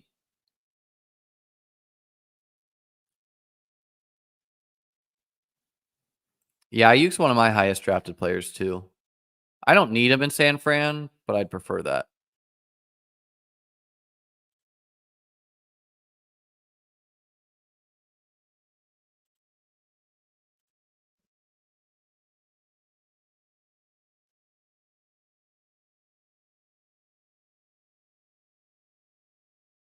This guy adjusted to the Gibbs injury.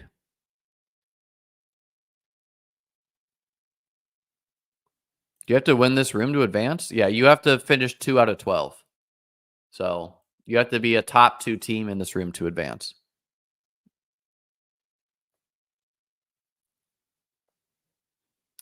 I think this guy's auto drafting though.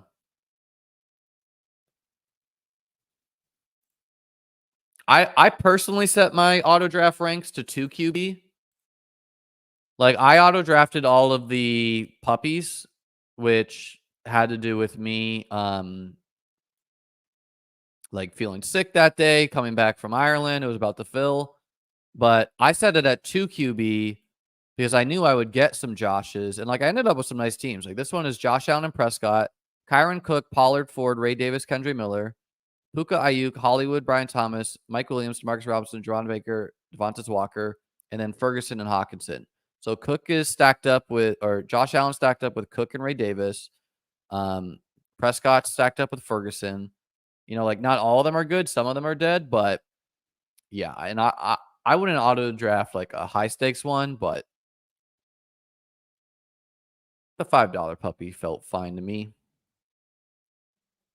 How do you set that? It's in your rankings.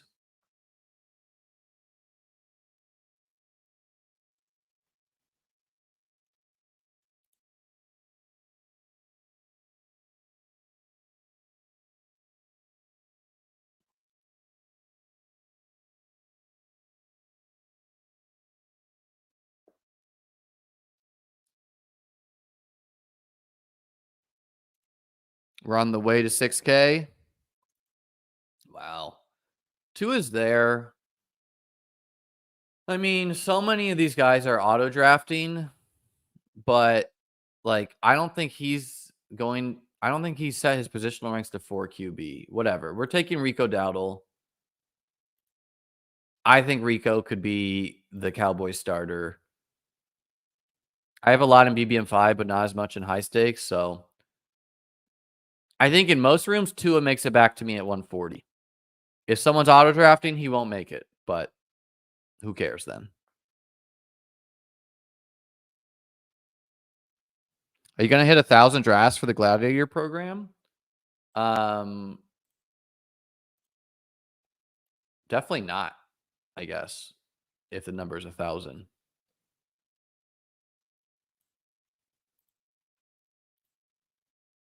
I mean, 1,000? I don't usually do the puppies. Tua does go to a quarterbackless team, so this guy just panicked on quarterback. Oh, no, he has Waddle. My mistake.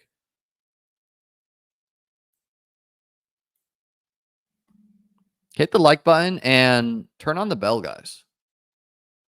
How do you like on YouTube? You hit the thumbs up button.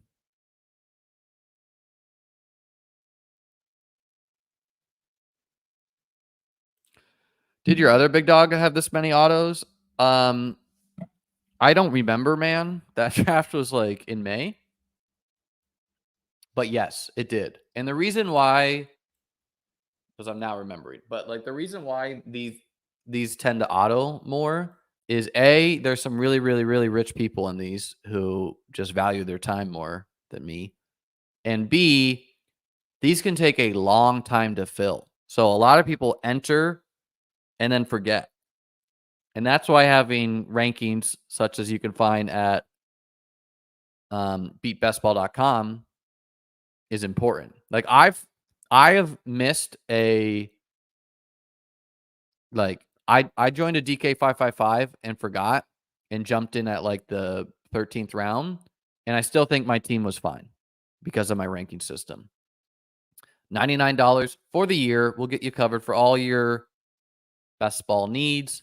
I'll also be writing up the football games in season. I don't know exactly what I'm doing for in season content, but if you buy now, you'll have my best ball rankings for this month, plus the playoff best ball, plus all next year's off season.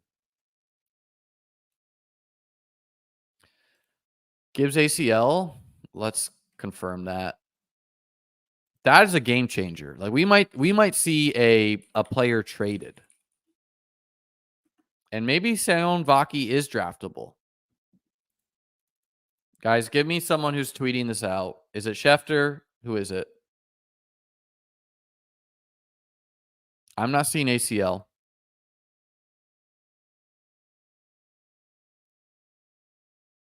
I'm not seeing ACL yet.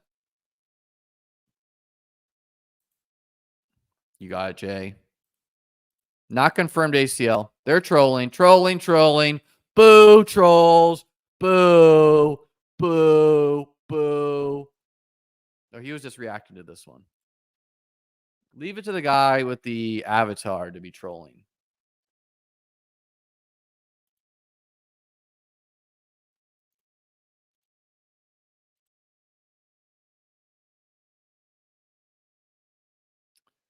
Okay.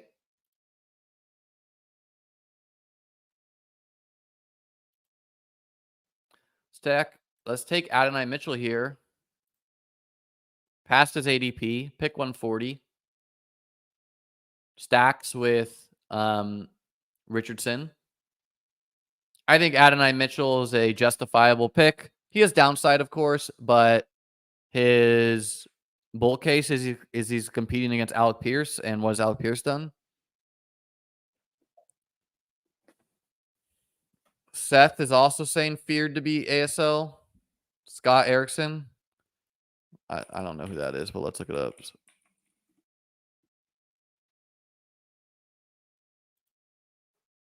Okay, this guy has 984 followers. NFL ESPN Insider. I mean, either this guy is brand new at ESPN or he's not an ESPN Insider. Yeah, like he's got 4 likes. This guy has less followers than me, guys. This is not a source.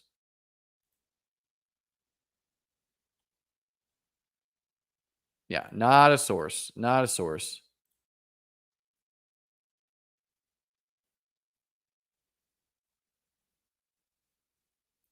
So how are all these people finding the Scott Erickson guy?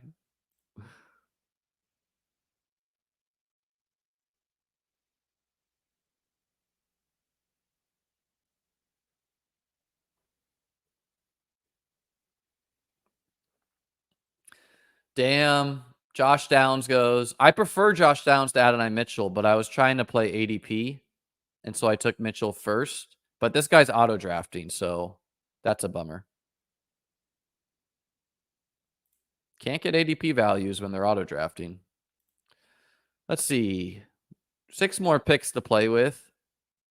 Honestly, I feel like I've built a pretty balanced team that doesn't really need help at any singular position. So we're just going to be building out our depth.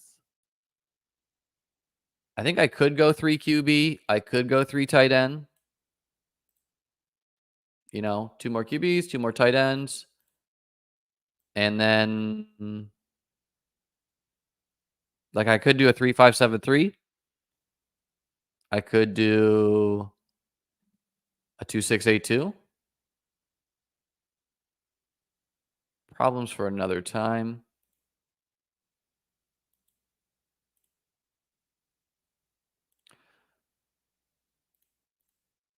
Yeah, I don't know what this room's doing at quarterback, but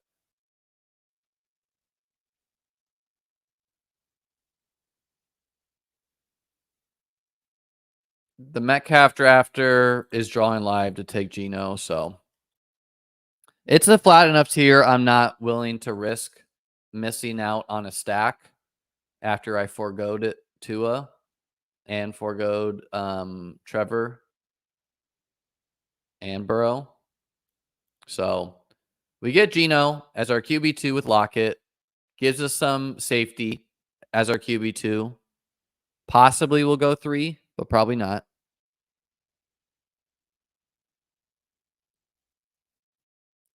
Adam Schefter says it's a hammy.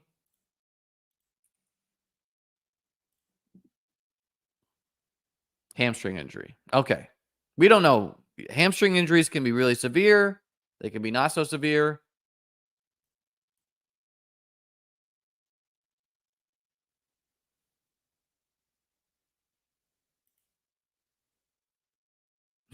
All 4 Scott's followers are in this trap. Dude, I'm telling you, man, Scott has never had a moment like this in his life.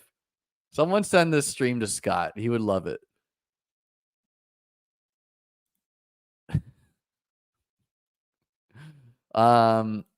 Eric asks, what do you think the percentages for casual players versus experienced entries are in BBM5? That would be a fun stat. I don't really know, Eric. Don't really know. I think it is an interesting question. Yeah, we get a naked Baker here. So definitely a good call to just grab Geno. I forget how much Underdog said was made up of maxers, but like someone who only does 20 teams, I would not call it casual. They could be casual if they're just drafting off of vibes, but if they watch like my stream and Davis's stream and others, they're doing research, so they're not casual, you know? So your quantity of drafts has nothing to do with your casualness. I mean, when I was coming up in best ball, I remember jumping in these high stakes drafts and be like, what the F are these people doing? It's going to be a tough running back room for Peter. He's got Najee and Trey Benson. Does got a lot of quarterback points, though. And wide receiver and tight end. I'm a casual. Yeah, I mean, you can watch streams and be a casual, right? That's okay, too.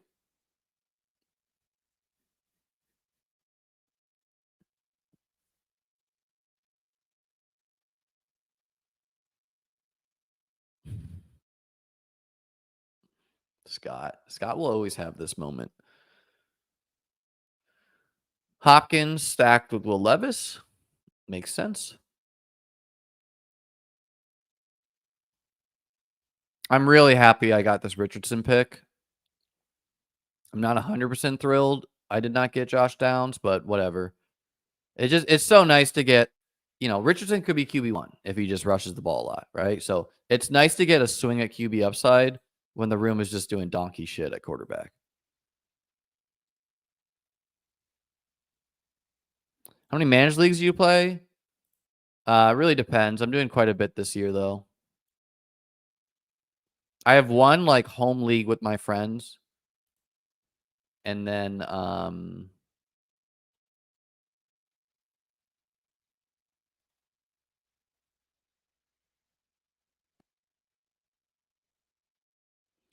let's get Jalen Tolbert. Can't have this be Jalen Tolbert day and not get him. Round 14, Jalen Tolbert. Someone clip it, send it to Pete. I mean, Jalen Tolbert versus Quentin Johnston. I think Tolbert easily should be favored.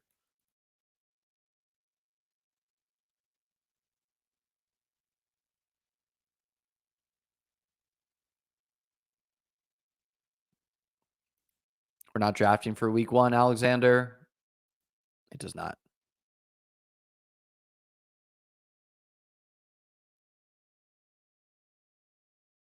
I still like Jalen Brooks. Yeah, man, I don't know. I don't actually have a lot of Tolbert in BBM5, to be clear. So that's like something I'm trying to fix. And I wouldn't say he profiles as like a pure breakout, but I don't know. There's possibilities.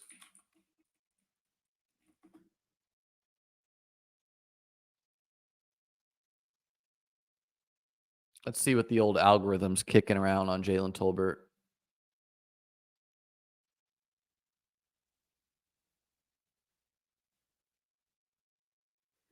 Yeah, it's also nice that CeeDee Lamb is not practicing, so Tolbert is getting more reps with Prescott as the wide receiver too. So we have a significant bet on the Cowboys non-Lamb pieces. Rico, Tolbert, Ferguson. This is the Lamb is significantly impacted by sitting out, and all the other Cowboys guys go off.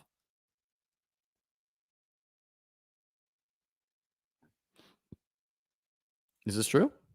I knew about Kyron, but did Schefter tweet about Tolbert? JT, I can try to get that in the shop, brother. You think Daniel Jones will have rushing upside? I do, but I also think he is an uncomfortable click in playoff best ball because he could be benched.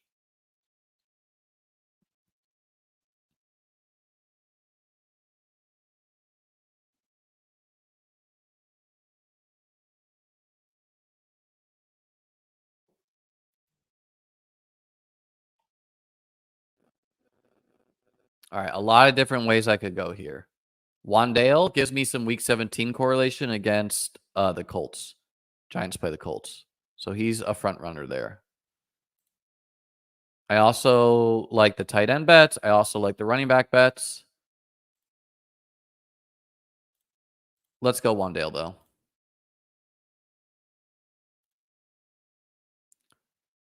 Just a really solid wide receiver 8 where, yeah, we don't like him as much in PPR, but in half point PPR, but even half point, he's going to have some weeks where he hits your lineup.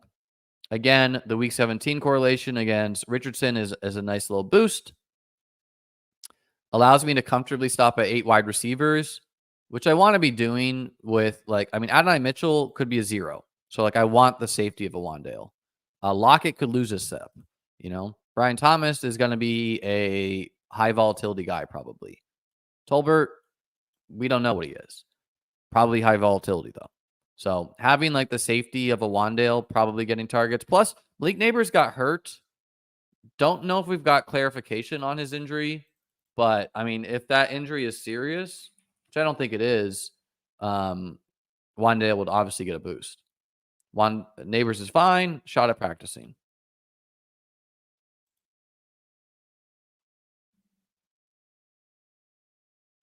You have great hair. Toss that terrible hat, brother. It's an underdog hat, and my hair is kind of crazy right now. We're keeping the hat to finish out the high stakes draft. Shut the hell up, Scott Erickson. Someone remind me about Scott Erickson when we're 3 months in the season. Be like, Scott Erickson said.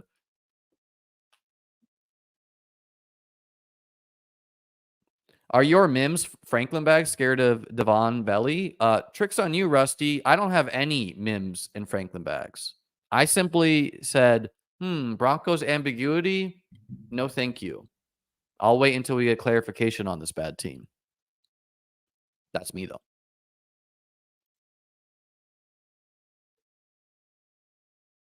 So the big choice for this team is, are we going 3 tight end or are we going 2? Are we going 6 running back or are we going 5?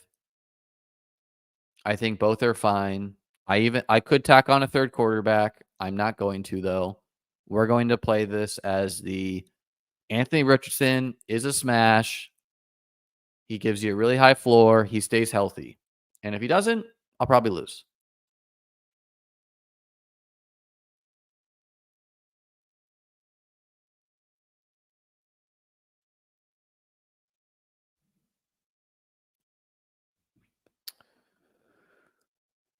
Wow.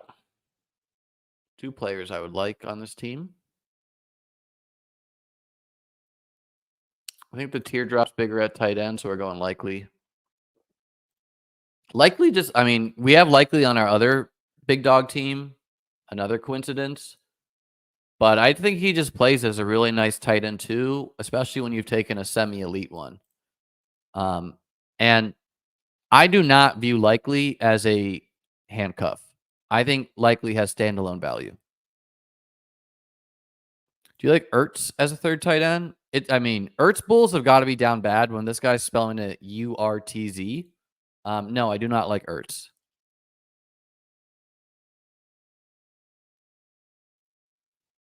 Liam's Lessons? That sounds good, man. I think I played around with that as a name. This is a big dog, the $500 big dog. Spurious got me there.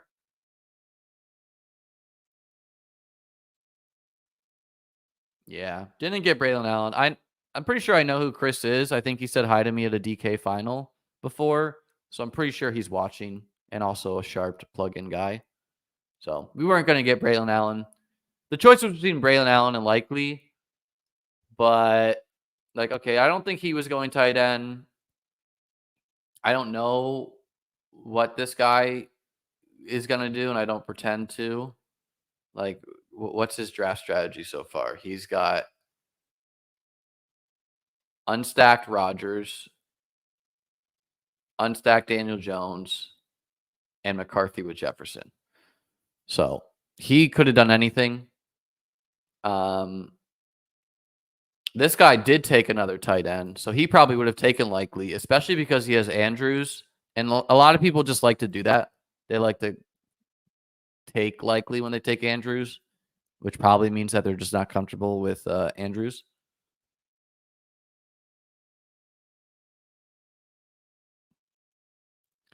No, ambiguity is fine if it is a valuable team.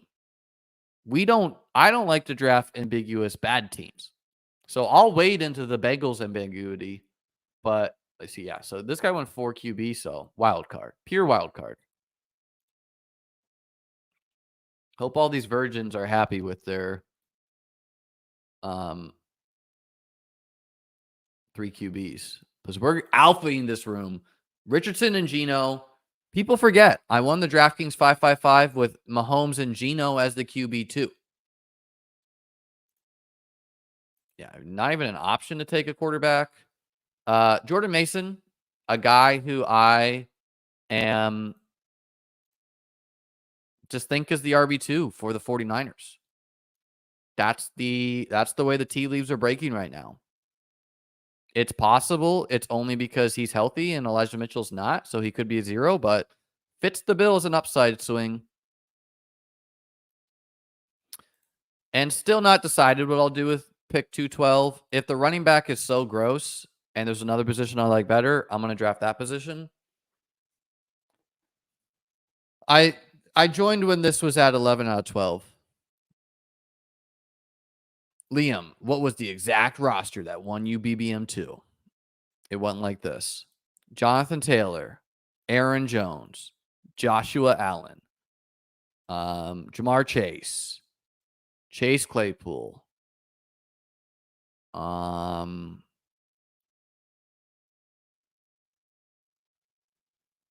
Amari Cooper, Damian Harris, Cole Beasley, Mike Gesicki and Noah Fant, Rashad Penny and Jeff Wilson, Christian Kirk, MVS, Dyami Brown,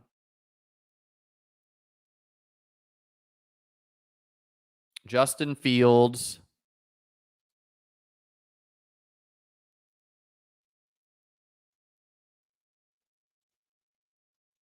Amon-Ra St. Brown.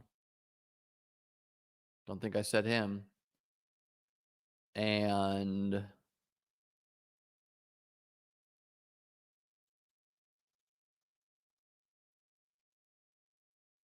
I'm missing one wide receiver.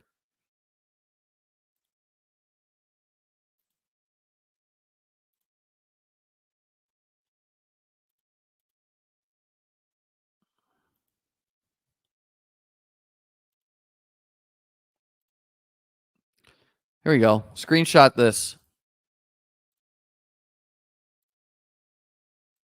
Who'd I miss? Tyler Boyd. Tyler Boyd was the last wide receiver I missed. We won by over 15 points. Pete Overzet here in 8th, by the way. He had a shot that year. 7 points away from second. If Devontae Adams had a better game, maybe he could have taken second that year. Pete streamed that draft, by the way.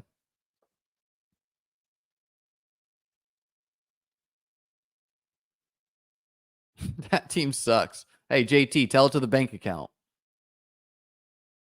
Crazy how many misses are in a winning team. Yeah, I mean, if you guys haven't seen my free article on beatbestball.com about the top scoring teams from last year or the past 2 years on drafters, like, look at those teams. Because there's a lot of zeros on these top scoring teams. You know, guys like Deuce Vaughn, guys like Deontay Hardy, Whittington, he's in the mix. I don't know. We got to be locked in for our last pick here. Pete's rankings clearly have not adjusted on the Mitchell versus Mason news. TMS says 25K.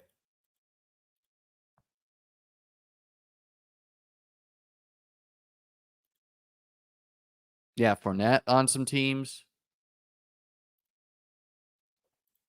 All right, what are we doing here? What are we doing here?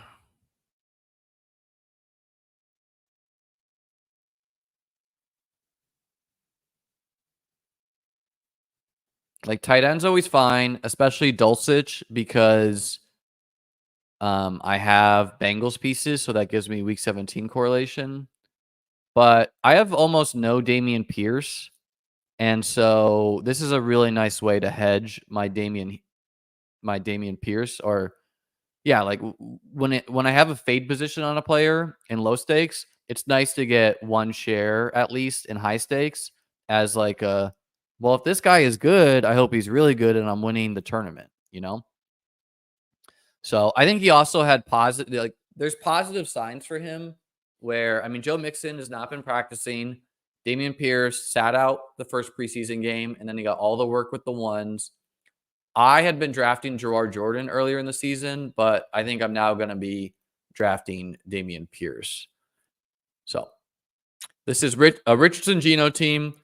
HN, ETN, Chase Brown, Rico Dowdle, Mason Pierce, Chase Ayuk, Kirk, Brian Thomas, Lockett, Adonai Mitchell, Tolbert, Wandale, and Ferguson and Likely. 2682, arguably the most optimal structure you can build. We got an elite shot at quarterback production. We got an elite shot at tight end production, both like kind of cheap for the shot. We have 2 running backs that can be top 10 in scoring, and some high upside darts. We have a wide receiver who could be wide receiver 1. Ayuk, big game hunting. Kirk, the ultimate brand guy. Brian Thomas, a cheap priced rookie. Lockett, nice little vet move there. Mitchell correlates with Richardson. Tolbert and Wandale, 2 perfectly cromulent wide receivers to throw on the end of this. You don't mind Pierce versus Ravens week 17? What if Pierce gets me to week 17, right? Like, I don't care. And also, the Ravens defense is nowhere near as good. Will this guy auto draft another tight end? That is a good question. Let's see.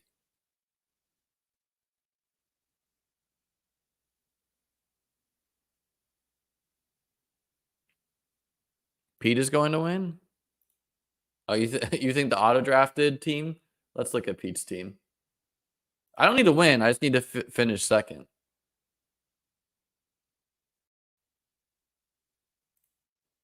Let's name this one.